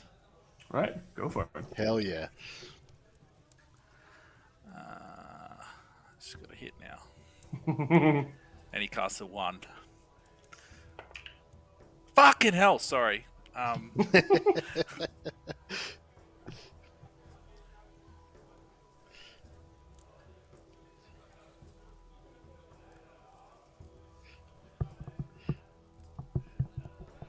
I can't hear You you. muted yourself amongst that. Sorry. I got a 2 plus 5. So that's a 7. So I'm assuming that doesn't hit the Agent of Death over there. So it flies straight towards him, but he just takes one step to the side and it just misses. just not feeling it. Just not feeling it. See my rolls. I'm gonna get me a new dice. So that's me. Celeste hasn't taken any damage. Yes, she has. Has she? Quite a bit. Oh, okay. She's definitely bleeding. Oh, okay. So if I look at her, she's bleeding. All right. Well, in that case, She doesn't have many hit points left. Oh, really? Okay. Well, I will then spend. So. This is where Tam heals Not to himself again. sway you in any either or direction. Well, see, now I rolled decent. That's good though. That's good. That's good. So that's an 8. So that's 8 Ooh, that's pretty good. points of healing. Nice. Nice. Yeah. So. Back above so- 10. Oh, really? Holy shit! Holy shit! Okay. Damn. She got hit pretty damn hard to begin with. Oh, really? Okay. Yeah, she got like, almost, she got double hit actually from the start. Oof. It okay. was like 15 points or something. Oof. Okay. All right. So so Tam will say to Celeste, none of us can do this alone, Celeste. I've got you. And that's my turn. What? Top of the round, Sean. Sean's. I love it, Adam. Give that one to the bed to go hide somewhere. I hope that wasn't before you're gonna step on later. Okay. So where Jean is standing, there's the door to his left, right? There's a door to your Somewhere, it's left a that little leads bit into the dance room, and there's a door right in front of you that leads into this other room where the balcony is associated. Ingwe is currently upside down in the ceiling, so you can walk. You can get to the door, but there's an individual on both sides of the door and one on right behind the door. So there's 3 people there. Okay, and I can see that the ghostly woman is pointing through the wall. As we've moved closer, her point is sort of aimed. So she's pointing at that guy. Yeah. Okay. If that's the case, seeing how congested the space ahead is and everything, and following her guidance, John's going to make his way to the door and through into the dance room. Right. And he's going to see his friends. And he is still maintaining the fact that he is shocked, confused, and scared. He's going to come through and basically anyone he can clock on the other side of them that doesn't look friendly. Yep. Assumingly the big scary skeletal man. Yep. There's one in front of that actually. There's one right in front of Celeste and Tam who's in the blade wall, just kidding. And then there's the other guy behind that looks quite terrifying as well. Can I tell that she is pointing towards the figure in the back, or is it like she's pointing in that general direction and it's are now tough pointing to say? Straight towards the guy with a sword that are glowing. Cool. That's my target. Arrow incoming. It's pretty decent. 19. Miss. Cool. Bounces off his shield and flies into the room. Oh, wait. Got a ripcord. No, never mind. You used it. We're good. No. I remembered 19's a crits for me, but it wasn't a natural 19. It was 16 plus 3. Sorry. Sorry. You two in the room now also see this ghostly spectral woman pointing at the guy you're fighting. Standing next to Sean like she belonged there. Picked up a new friend, have you, Sean? Another time, perhaps. We'll talk about this later. So the halfling, I guess that's the end of your turn. Yeah. Right. Yeah. So the halfling is going to take a shot at Ingwe, which is a freaking miss. And How do you miss a massive spider in the doorway? With a 6. That's how I miss. With a 6. Bounces off my carapace. Alrighty. So, next up, we have the guy on the other side who doesn't look too happy. Hail the Black Legion! He clasps his fists together and disappears.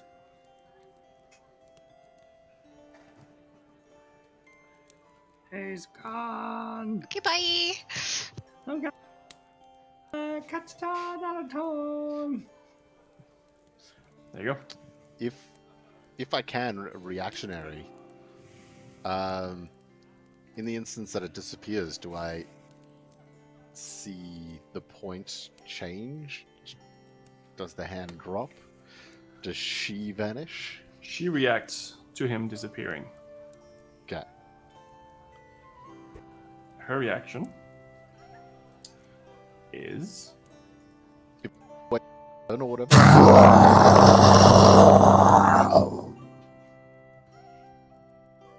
Cool. as she also disappears.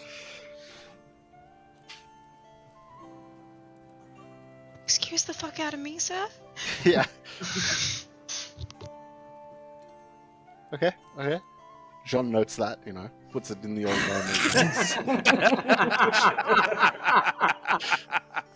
Oh yes, good. I'll remember that for later.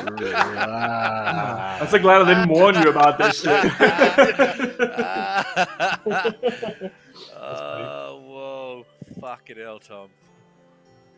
So, that's his turn. Apparently, he is somewhere. Anyway, you up. I've got blind sight 10 feet. Does he appear in my range? Nope, he does not. Little spider attacks for a 23 to hit. Halfway Hits. man. Definitely hits. Does 8 points of piercing damage. Right. Ingwe follows John. Right, so Takes you... Okay. all of the things. Okay. So that's 3 opportunity attacks from you. That one is a 29. Yes. Another 29. Yes. And a 20. They smack him. So Smacking Spider-Man. a whip gives you 4 points of damage. Mm-hmm. You get 3 points of damage from the short sword. And from the other short sword, you get 8 points of slashing damage. So So the spider just like gets hacked and is just like bleeding as it dribbles along. And he moves up to where Jean, as he's walking, as the spider's like, the form drops in its Ingwe. And Ingwe pulls out those hoops that he bought and puts one in his mouth. Right. Reaches out to Jean next to him. And Into a wolf. just to make the battle management difficult for the DM. Like, slidey spider drops his 4 hit points that he had left. Ooh. Reaches out to John and says, shall we go for a ride? And I will cast Bear's Endurance, which gives you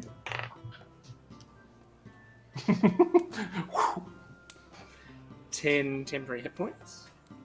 I know. Snap. Nice. An advantage on Constitution checks. Rightio.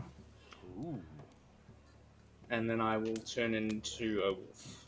Right.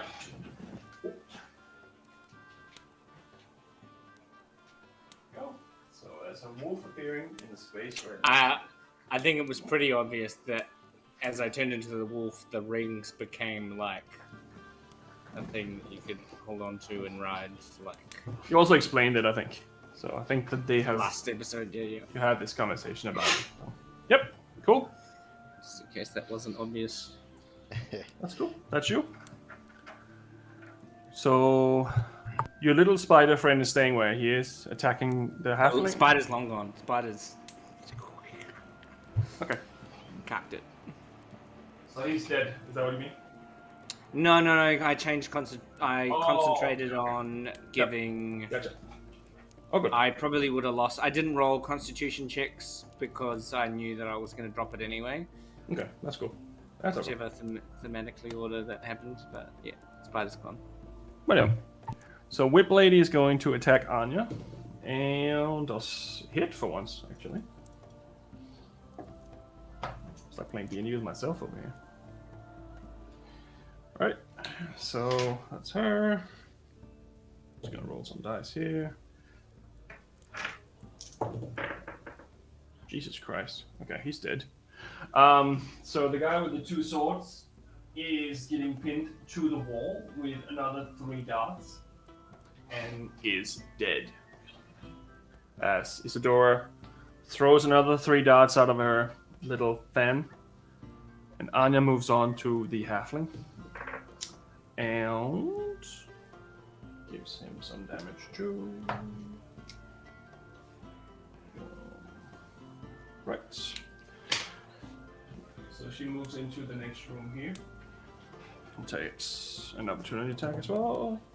Cool. Right. So next up we have Celeste. Yes. Okay. So.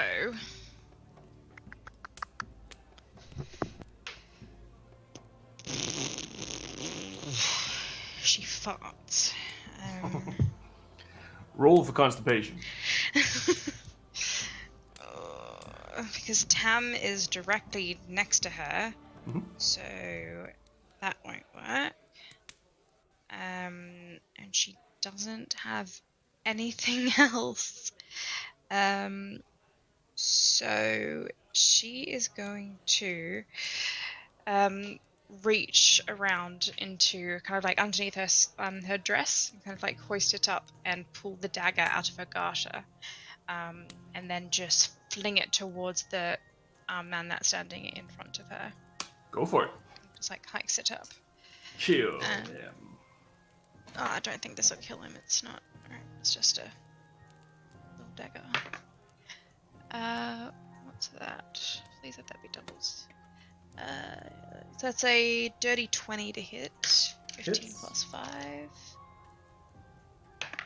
And that's 4, 5, 6, 7 points of piercing damage. So the dagger hits him in the head, and he falls lifeless to the ground. She kind of stands there, and yeah, the dagger is just like embedded in his skull. Just like, shit. And then if he, and there's no one else currently standing in front of us now because that man disappeared. Not that you can see. It's a pretty dark room in there, and even with dark vision, you can really see the whole room from there. Okay, but I'm saying that, like, that there's no one in front of us that I would No. See. Not Okay. that you can see, no. All right. I am going to look towards Tam again and start like backing up and like pulling him away from the door. I'm gonna say, I think we need to get out of here. I think we need to find a way out. We can't do this without you. And she will bonus action healing word him again. There you go. because Teamwork. I think that he still looks rough. He's seen better days. That I rolled a 1, so that's 4 points. That, no. What did you roll? What dice did you roll? D4. So I get 4. What? Trust me. Gift of the Ever-Living Ones, if you want to look it up, people at home. Gift of the Ever-Living Ones. So what if I roll a... If anyone rolls, as long as Sonos is within 150 feet of me, any dice that are rolled for healing are full points. On you? Yep. Oh, well, then you could have... Oh, no, I rolled 4 earlier before. Alright, so that's a 4 plus 3 then. Yes, I should have hit you 7. twice with that flaming sword. And she will move... Too late, he's gone. I will move back my full movement. She's trying to drag Tam back with her. So if that's 15 feet, then that's 15 feet. But she is actively trying to pull him away from that room. So you can get to here unless Tam fights back.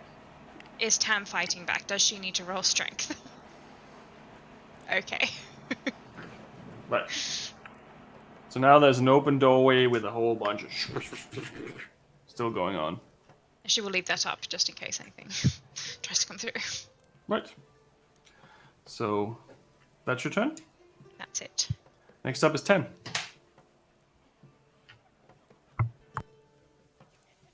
As far as I can see, there's nobody left in that room As you where can see.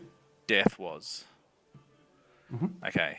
And can I hear sounds of a struggle next to me, as though there's still fighting in the storeroom, utility room? Yes, there's still fighting going on in the storeroom.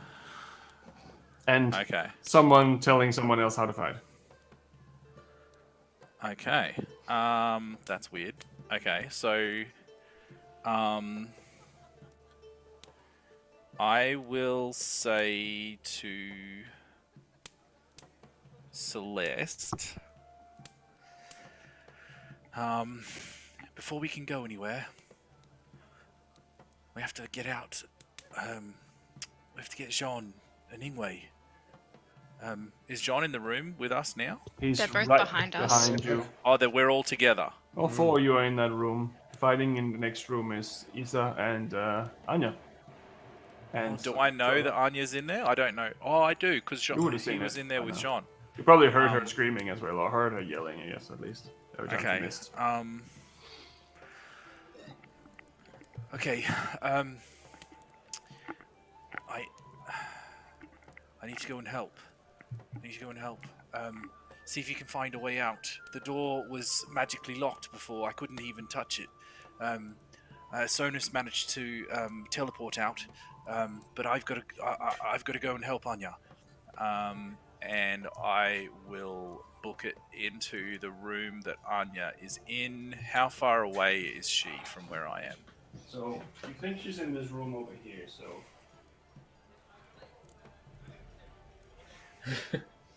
We're just smart. She's in the next room there, so you would be here before you can see an enemy. And that's as far as you can go with your movement. Okay, so can I see Anya? You can see her fighting someone right on the other side of that doorway. So And you can see on the wall, you can see Isadora standing on the wall still. Like, this way. So can I see the enemy that she's fighting? Yes, she is. There's two enemies currently. There's one right in front of you, is a drow woman with a whip, and then there's a halfling on the other side of the door. Okay, so given that Death teleported it out of there, well, disappeared, right? I had my hex on him. Does that mean my hex disappears if he disappears? Well, what does your hex say? What is the range? Well, hex says I can move it. Mhm. I guess you can what's move the it. range on it? Like, yeah. The range Is he still there? Is he just invisible? You'd know. Well, the If he range. moves out of your range, it would disappear, I think. So the range is 90 feet. He's gone. Okay. So as far as I know, he's gone. So that means then that I can move. I can use a bonus action Sure. to curse a new creature. No problem. Okay, so I'll do that. I will curse the halfling that Anya is fighting, Right. and I will cast Eldritch Blast on Go the for it. halfling. Sure. Yeah, see, now it works. Fuck.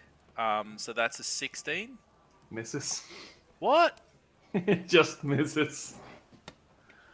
Oh, I've still got. Can I use your You gave me bardic inspiration before. Can I use that now? For attack rolls, but you have to do it before you know the outcome of the roll. It's okay. You can roll if you want. I'll let it happen. Okay. That's a 2. That's enough. So, oh. Okay. So it hits. You just had Alright. 17. It does. Didn't have. Cheeky motherfucker. All right. So I haven't actually hit anything at all this fight. So let me remind myself of what I do when I hit. I know that So it's feeling. D10 plus 3 plus a D6. Just remember to tell me which one's the necrotic damage. Yep. Okay. So yeah, because they're undead, they're probably not vulnerable to necrotic damage. All right. So man, I can't roll for shit. So that's 6, a sum total of 6 force damage. Yep. And 6 necrotic. Okay. So necrotic doesn't seem to affect it. Yeah. Right. Yeah. So yeah, 6 force damage. Right. Yeah. Yep. And that's me. That's you. Next up, we have Sean. Jean. Jean's gonna see Ingwe go wolf mode and call out to him. And after seeing what I imagine would have been, because she was standing pretty much where Ingwe is, like this ghostly visage disappear and suddenly get replaced by this spider rolling into Ingwe and then suddenly roll into a wolf. I'm gonna see this happening and I'm gonna grip onto the back, the fur on the back of Ingwe and pull myself aboard and knock an arrow, and basically I'm gonna, if possible, I'm gonna hold my action until I see sort of one of the bad guys or undead come into line of sight, Right. to which I'll fire. Is there no one else? Is there no one left in the room? We can't see anyone else? You can't see anyone in where you are. Where we're at. No. Okay. So next up, we have the halfling fighting back. If that was your turn. Yeah, that's it. And that's a miss. He's not there. So next up, Ingwe. Is the blade barrier still up? It's not been taken down as far as I know.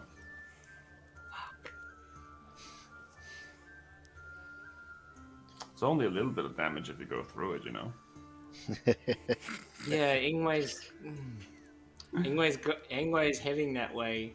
He's not worried about himself, he's worried about John. On his We'll find out. back. Can I just clarify, the people in the room that we just left, were they undead people? So we killed the guy in the barrel was definitely an undead spectral person. They all seem to have the same features. Oh, so back in the room that Tam and Celeste have gone was undead features. Yes, all of them. Like the skin kind of hanging over with no muscles underneath. Okay. Yep, that's good enough. that's good enough anyway.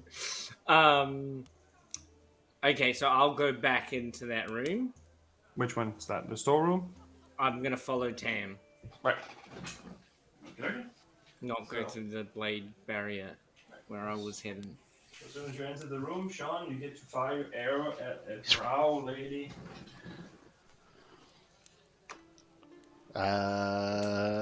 18. Hits. Yeah.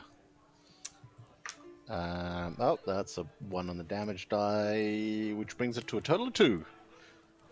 She takes an arrow to the chest, but it doesn't seem to do much, unfortunately. So as Ingwe reacts to Jean firing the arrow at the drow lady and specifically follows the arrow.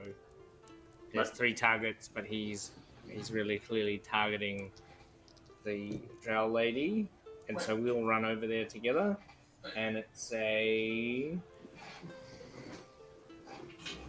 18 to hit. Definitely hits. It's 6 piercing damage, and it needs to make a strength saving throw of 13 or be knocked prone. Nope, that's enough to kill it. It's definitely prone. Definitely prone, man. Just takes the leg off, and then not so much to do there. So, That's you. Yeah, can I use a bonus to perceive? I think I already know the answer, but I'm gonna try and perceive using smell. Mm-hmm. Anything that's different than the undead creatures. I'm trying to smell for the leash lord that's controlling the things without necessarily knowing what a leash lord is. You can make a perception check.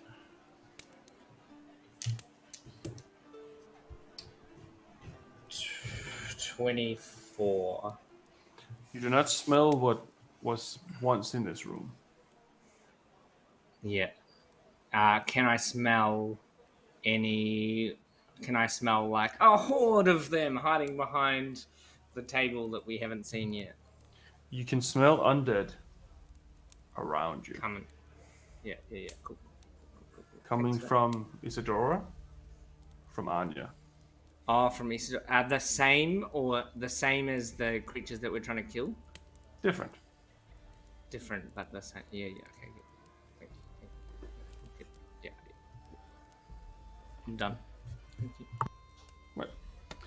So next up, we have Isadora, who will also try to attack the halfling.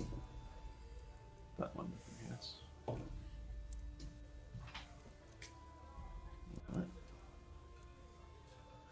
Rightio. And she just misses. So Isadora hits with one of these dots, and Anya does miss again, apparently, and she's getting really, really angry now. You can hear her every time she misses. She's like, "It's just a fucking halfling!" But Celeste, it's your turn. Okay, so I've just watched everyone run into that other room again. Yes. So I am going to turn and run towards the door and see if I can open it. Yeah. It opens.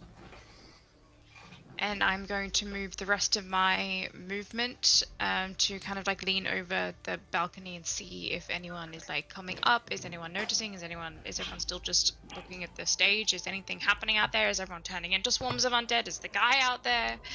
Right. What's there?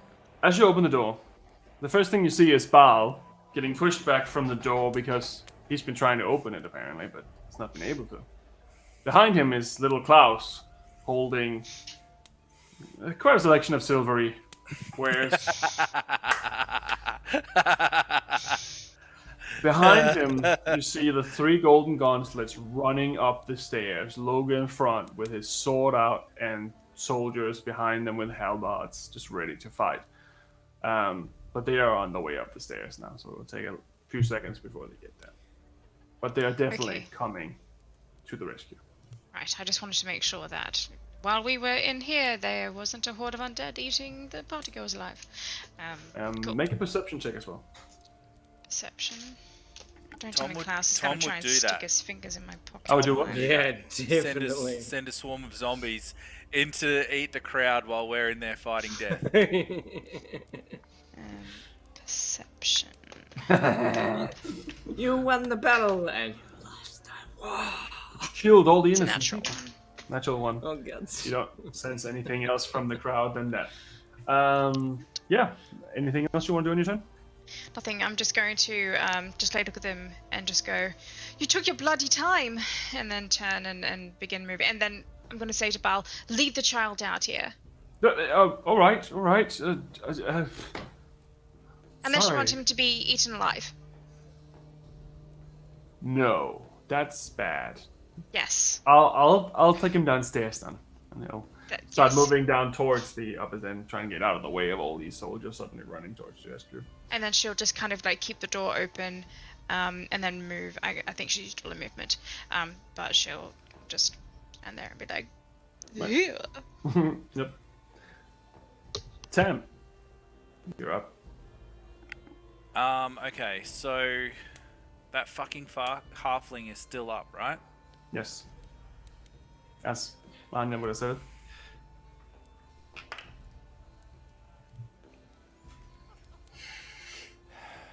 Fuck him.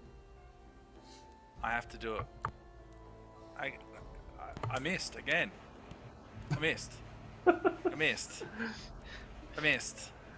I seriously fucking missed again. Eldritch Okay, miss. that's me. That's all I'm gonna do. See, this is what I do when I use the voice mod. I scare the dice. The dice are scared. I'm not rolling real good tonight, but that's okay. Believe me, my rolls have been pretty shit too. That's how the dice land, right? Yeah. Same. Next So time. that's me. So I've used. There's no point healing her because she needs to eat me first before she can heal. That's me. I'm done. Next up, we have Sean. Alrighty. Are there? From what I can see, there's One guy an left. individual in the corner, No, he's dead. right? He's pinned to the wall. He was pinned. That's right. There's one left through the doorway. Only the halfling left that you can see. Bloody halfling. Go for it. I think that's a miss. 14. Unfortunately, that's a miss, yeah. He just keeps dashing out of the way with his small form. I gotta remember, send a mass. I would have hit that thing in the head. Yeah, no. Sean's just gonna get another arrow into the hand and then hold on tight to Ingwe. Right. So next up, we have Ingwe. Is the halfling Oh, sorry, the engaged? halfling's first, actually. Sorry, the halfling's Okay. first. So he's gonna take another swipe at Anya with a natural 1. So he drops one of his daggers and pulls out another one. And now it's Ingwe. Is the halfling engaged with any of my compatriots? Yes. In that case, it's a 19 to hit. Hits. He takes 12 damage. How do you want to do this? Hey. I want him to be like dodging, like the stab attack. He like dodges over, and then there's like an arrow flies, and he dodges the other way, and then like just the jaws clamp down and takes his head off. There you go. Yeah. And for the time being, the room becomes silent, and there is no more danger. So John and Ingwe, John is on Ingwe's back, so he doesn't get to control this next move. Ingwe is running through the door and everywhere, like as Ingwe always does. Like, I'm gonna sniff, and I'm gonna search, and I'm gonna. Right. Make a investigation check. Investigation is 19. Right. There's 2 dead guards on the ground, which appears to have been killed, and it seems like most of the life have been sucked out of their bodies. Seems almost like someone left in salt for years. Everything nutrition-like, everything that looks like whatever makes that person the person, is gone. And these are the 2 same guards you saw walk up the stairs. Same guards you sent up. The room is strayed with dead individuals. Looks similar. All with no real features other than bone and skin. On the table, on the dining table, there's a dagger. A dagger placed on a piece of cloth. On top of it is a necklace. The necklace is a symbol of Claro, the Undying. And the dagger itself, I can chuck on the screen for those individuals who can see it, and I can chuck it into our Discord for those who cannot. Just give me 2 seconds while I find it. That's a cool ass looking dagger. Sorry, I'm just trying to find the right one so I can send it to you.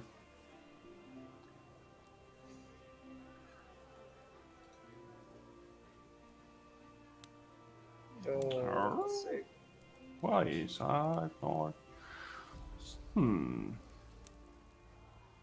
Just trying to find the right file, apparently. There we go.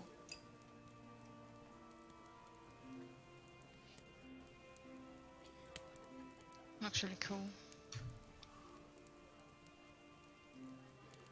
Yes. So that is how it looks. I'll send it on Discord as well.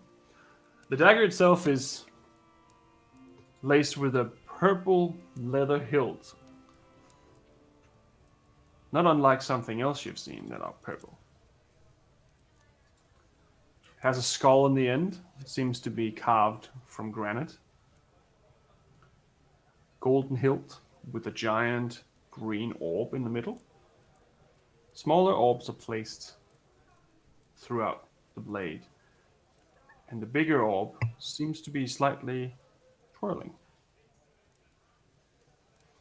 Below it is it's a parry blocker for parrying another weapon, but it seems to be having some kind of function.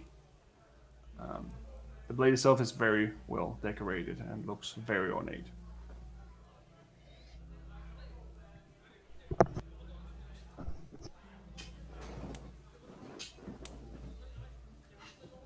Anyway, he's still a wolf, so he can't operate blades.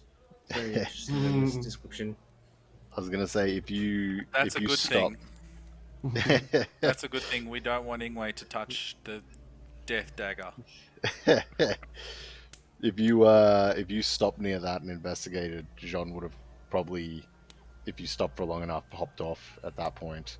And I'm And gone. just- Yeah, fair enough. Would have turned to look at you and off you go. He's off to empty people's pockets and stuff. Yeah, and then I would have turned back over towards the others and just been like, we got something probably worth checking. Alright, I'll be there in a moment.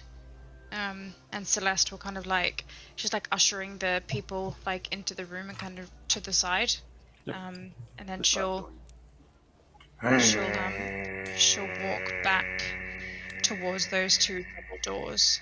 Just kind of like wave her hand and the mist dissipates with the daggers, and then she'll stoop down and take her dagger out of the forehead of the individual on the ground.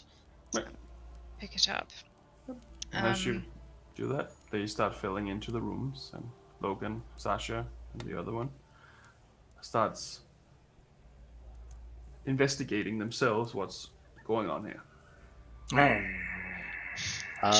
She'll walk up to the dining room table. As you sort of approach, in the few moments Jean was sort of thinking, just to clarify, the piece of cloth that's underneath, that's the one with the symbol with the necklace in that, right?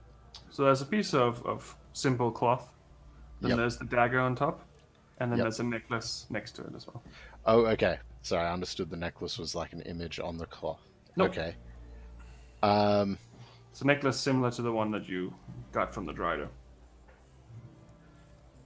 Jean's going to attempt to grab the cloth and wrap this thing and try pocket it quickly. Right. Make a sleight of hand. Yep. I am trying to intimidate all the people coming into the room. Okay, so that they don't notice what John is doing.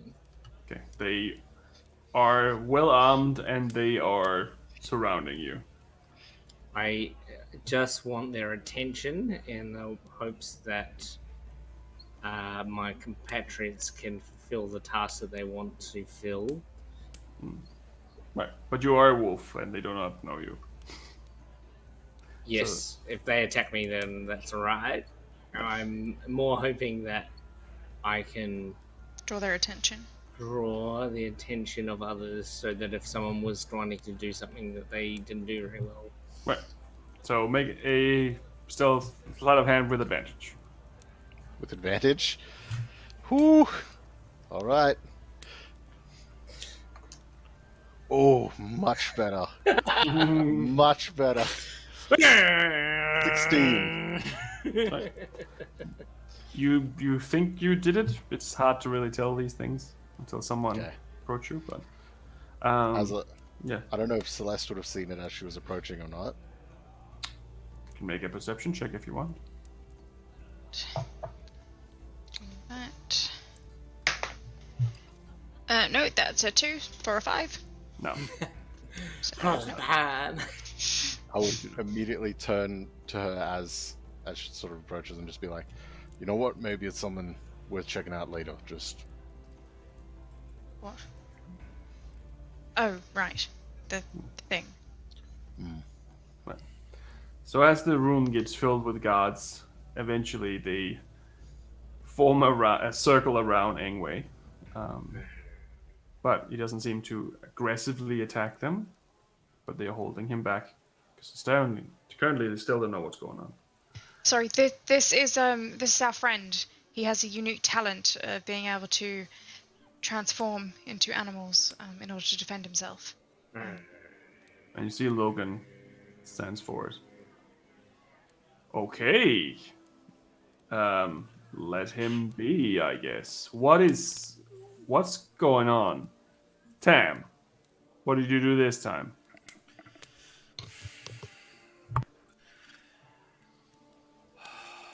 Sir, I'm glad you're here. Mm-hmm. I'm not sure what it was. What I saw, there were undead, maybe a half a dozen of them, different creatures, a drow, halfling, human. There were some dead guards, looked like they'd been sucked dry, desiccated. In the larger room, something spoke to us, something awful. It called itself death. It threw its sword at me, and some kind of shadow. It was trying to consume me, and then the sword disappeared and reappeared back in its hand. And then, out of nowhere, it disappeared. The creature, this thing that called itself death. It was a skeleton in armor. It was awful, sir. It was awful as nothing I've ever seen before. Right. I'm horrified. I don't know. I just don't know. It locked the door I couldn't open. Sir, I don't know. Please, I don't understand. How did it look? The creature, like a skeleton, like a decayed corpse, like it had been in the ground for many years, and the sword was green. It was glowing green with black around it, like a swirling shadow. Right. It was awful. It was awful. It was like they had glowing red eyes. I don't think I'll ever forget the sound of its voice in my head. Sounds like a death knight to me. A what, sir? Think of it as paladins who decided not to die. That's awful. Don't paladins usually fight for good? Everyone has their own reasons, I guess. Of course. Well, I'm glad you're all alive. This definitely doesn't seem like a foe that is easily dispatched of. Why was it here, sir? Why us? Why now? I'm not sure. We'll have to investigate the room. I'm not sure. It doesn't make sense to me why all of these individuals would suddenly be in a ballroom. But we'll have to investigate. I'm glad you're here, sir. I'm glad you're here too, Dan. But you have to stop getting into trouble. Yes. A simple life. Barley and beer. Right. Right. Well, at least you kept each other safe. Yes, we did. And together, we made it. I couldn't have survived without them. Right. Well, clear the room. We'll investigate, and I'll let you know what we find. Thank you, If you sir. come think of anything else, let me know. And please stop being a wolf. Once they stop being aggressive towards Ingwe, even though I imagine they'd be really cautious, Ingwe would do the thing where, like, he rolls onto his belly and, like, licks his tongue. He's still like a massive direwolf, so it's cool. But I want to engage in a kind of, like, manic way with everyone that enters the room and try and find out if there's a person that smells off, like if there's someone in the room that's undead or smells like the dudes, or I'm trying to make connections, but I'm going to try and do it in a way that's like, I'm going to lick their face like a massive direwolf, just licking your face. Well, make a perception check. Did you say perception or deception? Perception. Perception, okay. Deception. They're trying to lure them in to bite their face off. Perception is 25. Right. It seems like it's pretty much what you already kind of know. Isadora and Anya is not really on the level. Yeah. Definitely something else than human. They're undead, yeah. Smell very severely of undead. All the undead creatures on the ground, even the ones that have been drained or whatever happened to them, the two gods, they smell undeady, but they're not, didn't come alive. Yep. The gods smell like perfume, most of them. Most of these are show gods. Yep. There's a lot of sweat coming off the three, what do you call it? The three Golden Gauntlet members. They have been on stage for like 4 hours. Yeah. Other than that, you don't really pick up anything that seems off. You do get a smell from Sean from that dagger. Oh yeah, that you picked up. So when he says, don't be a wolf, I will turn out of wolf mode. There you go. Much better. Now, I think we've contained most of this, so if you want to, you can go down and enjoy the rest of the night. Have some drinks. We'll try to clear this up. Also, Tam, Yes, sir. that's Sir Logan now. Yes, of course. Anyway, get out of here. Just go have Thank some fun at least and try not to kill each other or anyone else. Or get put into jail again. Or anything like that. Right, Tam? Yes, sir. Cool. Please clear the room. Sean's out of there. I'm gonna go back and check on my charge. Right. He is unconscious, exactly where you left him. With his tankard on his belly, snoring.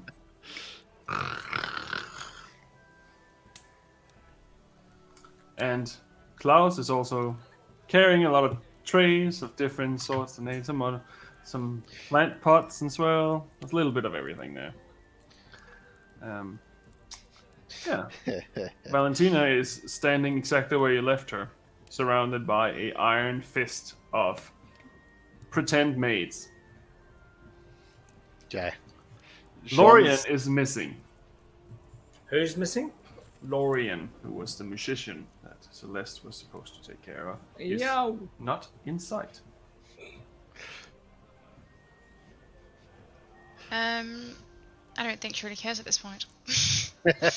She currently has a gaping wound across her stomach that is dripping blood, so I think that she's okay with him off gallivanting. On that note, if Tam sees Celeste injured, he'd absolutely heal her.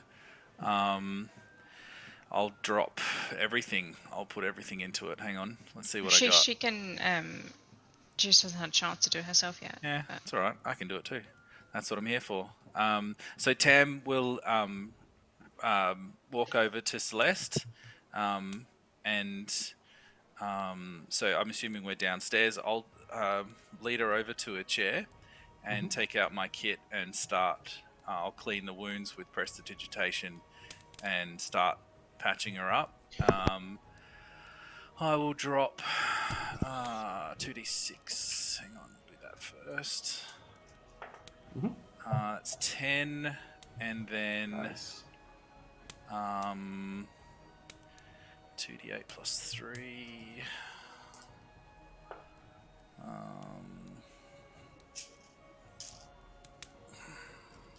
It's good.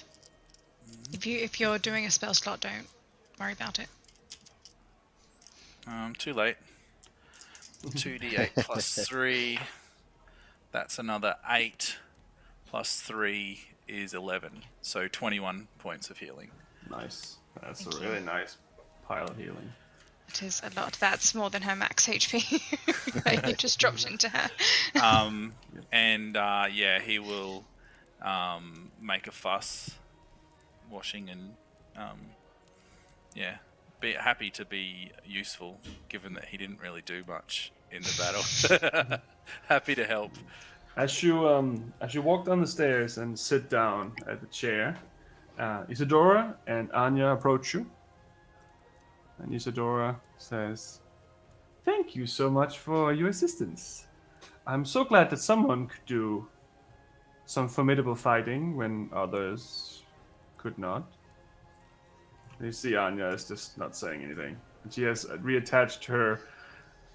She has a dress where she can attach and detach the bottom part, and she has like pants Oh, like underneath. Velcro pants. Like, but obviously she's also more a fighter type, and she doesn't say anything. She's just like, "I've heard that Anya believes that you're able to help me with some undead problems. Do look me up if you ever need to." Toodaloo. And she walks off with Anya following behind. Would that have been near Jean as well, or Yes, as soon as you come down to the base of the stairs, that's what happens. Okay.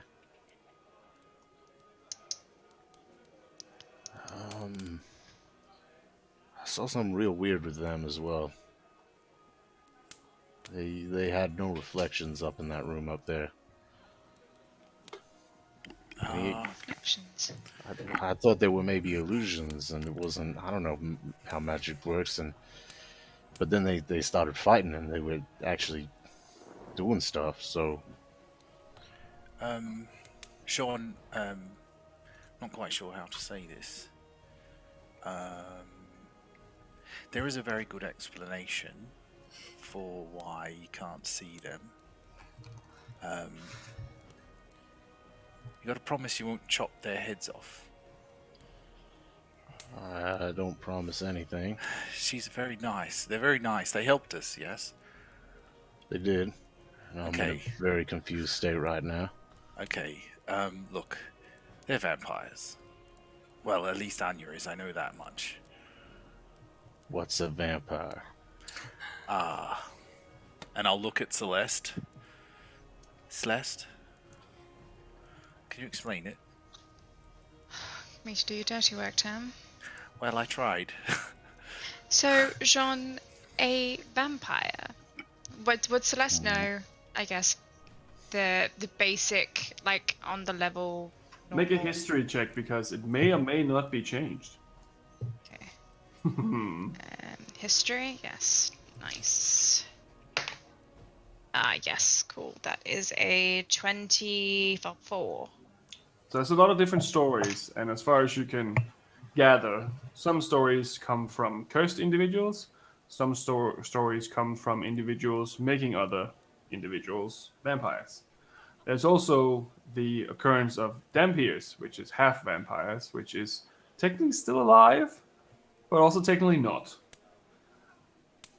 From your knowledge, there is the curse that reflections don't seem to appear if someone is a vampire, or a Dampier for that sake. There are other things like they're vulnerable to silver and such like that. And there's a few different things that comes to mind. Which one of them are true and which one of them are not? You don't know, but you do know what you would know as a person about vampires, to say it like that. So a vampire is someone who was once human, or is still perhaps partly human, whose life force has been cursed, in a sense. It's, I suppose, similar to undead, except they still have their, well, some of their human traits, such as empathy, emotions, the ability to make decisions. But a part of their life force needs to feed on the life force of the living, and that is the exchange. Sean just grits his teeth. Now, commonly, the reaction to vampires would be very similar to that of the undead. Fear, distrust, and for good reason, a lot of the time. They're notoriously known for laying waste to small villages in order to satiate their hunger. But Anya and Isadora seem more refined, less savage, and they are the first of that kind I've ever come across. That they've shown us so far, I guess. I understand your sentiments, but... Also, Tam had sex with Anya. Sorry, buddy. We knew that, didn't we? I feel like we knew that because they went upstairs together after they were drinking. Yeah. Thanks for the reminder. Cool. I'll see myself out. Who is that? Is that Ball? That's Sonas. The Ball is just like, oh yeah. That's Oh yeah, man. he definitely backed that one. Yes. No. Sean's gonna sort of just stare down at the ground. His eyes now just darting around, not looking for things, but just looking into nothingness, just thinking, and doesn't know where to put his thoughts. And he's gonna just go, we probably need a chat in the morning. If you'll excuse me. And he's gonna turn and head towards Valentina. She's on her way towards you. Okay. Her and her posse on their way towards you. Does she say anything as I get close? Her iron hand of maidens form a circle around all of you. She doesn't say anything, she just looks at you. I'm just going to look at her and then go. And then she reaches out her hand and tries to take your hand, Celeste.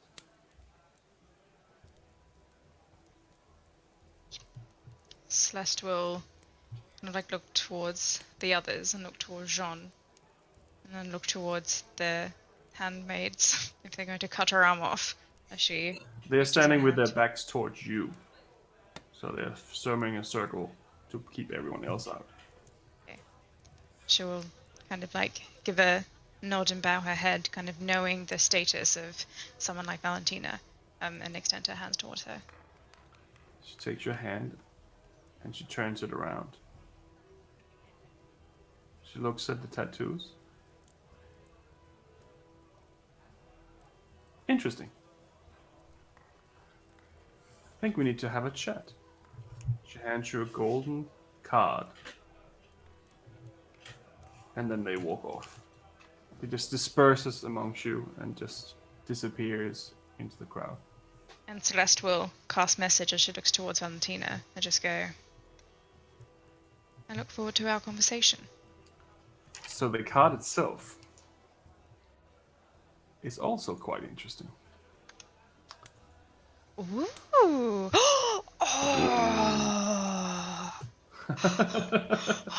Oh, dope. Is that the same, like, design? Like, similar? So, I Floor can't dump, see floor the dump, floor dump, floor place. dump. I send it on Discord as well. It's a perfect square. Inside is a smaller square. Inside the smaller square, there is a diamond shape. In the middle, there is simply the letter K, probably for Karameshi. Around it, it's surrounded by lines, forming lines, adjacent lines. Very Same as our similar tattoos. to your tattoos. Dope. And that's where we'll leave tonight's episode. The circle. And it's solid gold. Oh boy. Yo. Oh my god. Oh, Oh my god. boy. Oh my god. Okay, the start of the next episode, we definitely got to see what Ingwe and Orim got up to. Are we gonna have a separate like 2-hour session where it's Yeah. just Won't take Ingrid long. Oren? Depends if he passes. Depends whether he passes or saves his wisdom fail. Also, one last thing. Celeste, your money pouch is gone. Oh, that's all John's money too. Because you didn't roll high enough. It's alright, I got it all back from Orim. Roll the 25. Oh damn. He's still here. We lost 650 gold, only to gain back 6 million from Orem. It was I just more than picture- 650. There you Oh go. damn. It was I way just more than picture at the end there, 650. Sean was walking up just to like raised his hand to say something, and Valentina just walked right by straight to Celeste. Exactly. She's like, Straight pass. She had she clocked something on the arm because she's the only Yeah. one who's currently not wearing sleeves. yeah. And even if he had covered it up with makeup, that would have been pretty fucked up by now. Anyway, That kid's still here. He's dead. well, so far you still Good don't. luck protecting him. You can't hear you. Adam. Can't hear you, Adam. Adam. I can't hear you, dude. Don't kill him just because he beat you at a sleight of hand check. You gotta go and give him a bit of a, good work, fella. Give me back my fucking money or I'm gonna beat you up. Oh, the little kid stole it. Yeah. I introduced them. to It try and happened distract you, immediately. That's why I said roll perception check. and he pickpocketed her as soon as he met her. I was looking at Yes, and she's the. That's That's good. I like that. Well, I'm glad someone does. Well, that was a bit of a interesting episode. It was awesome. Lots of information. A lot of And the weird sound effects. shit. And sound effects, yeah. I wanted to introduce something That was like sick. sound So effects. cool. That was Especially sick. because I didn't Dope. say anything, you didn't That know. was so that's sick. great. Just as Jean was getting in a better mood. Then you have a ghost living inside you. Yay! Could be worse. Seems reasonable. Yeah. But Makes sense to me. at least you have some more opportunities now. You got a job offer from Isadora. Valentina Yeah. wants to see you personally. I Yeah. bet she does. I want to see Celeste personally. Well, Before we Orm's wrap up, I naked in the do want corridor. to shout out our Discord again for anyone who wants to come and hang out with us. Check it Um, out. We're super friendly, super awesome community full of We are. nerdy D&D people and gamers absolutely. and things like that. Yeah. And yeah, if you ever just need someone to talk to, drop a line to any of Absolutely. us or any of the people in the community. We're all awesome. 100%. Come talk shit and have a 100%. great time. Yep, and we have 100%. memes. And there are memes as well. There'll be more memes after today, I'm sure. And mental health mustaches. Yeah. Radio. Right on. Well, I guess it's time of the evening to find someone to raid. Oh, roll. Raid, raid. Monsters and Right. Mayhem. Monsters and raid him. It's just monsters and ham. It's just monsters and ham.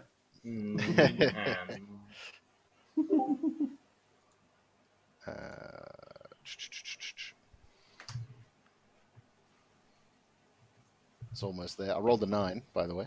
Oh, I got a 12 this time. Oh, I got to roll. Hang on. I What'd got I a do? roll. Oh, surely no one's going to beat that. I'm not telling you what I rolled until Laura tells me what she rolled. 27. Fuck off, Jacob. I rolled 11. What'd you roll, Laura? You are. Oof. Apart What'd now. you roll? 8.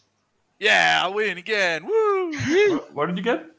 I got a 8. 16. Okay. Hey. Low right. viewers, high viewers. Let's go low this time. Low. We went okie high dokie. last time, didn't we? Hmm. Yeah, I think we went high last time. Let's go low this time. Yeah. Okay, let's have a look. So, currently, we have got 2 options. We've got. Oh, I think I know the one that's going to be the case. So we have the Cheerful Brigade, which we've raided before. Yeah. Oh no, never mind. They're doing a rerun. Ignore that. We have to We check all are- these things now. Yep. We have fried tacos. Oh, I love who are that. Doing, Yep. doing I pick- a pulp and noir. I picked Or fried there tacos. Okay, I was going to say Fried tacos. not to sway you, but there's also Sporehawk Games who are doing a charity fund game. Oh, actually. No. Yep, let's do the charity. Oh, fucking fried tacos or charity, man. Fried You're really tacos. speaking to Who me. are you as a Go for it. person? All right. Charity has to beat fried tacos. I'm on a diet, man. All right. is Okay, Charity. bullshit. let me get that ready. What? Sporehawk Games. We'll have that conversation on a long night by the fire, Laura.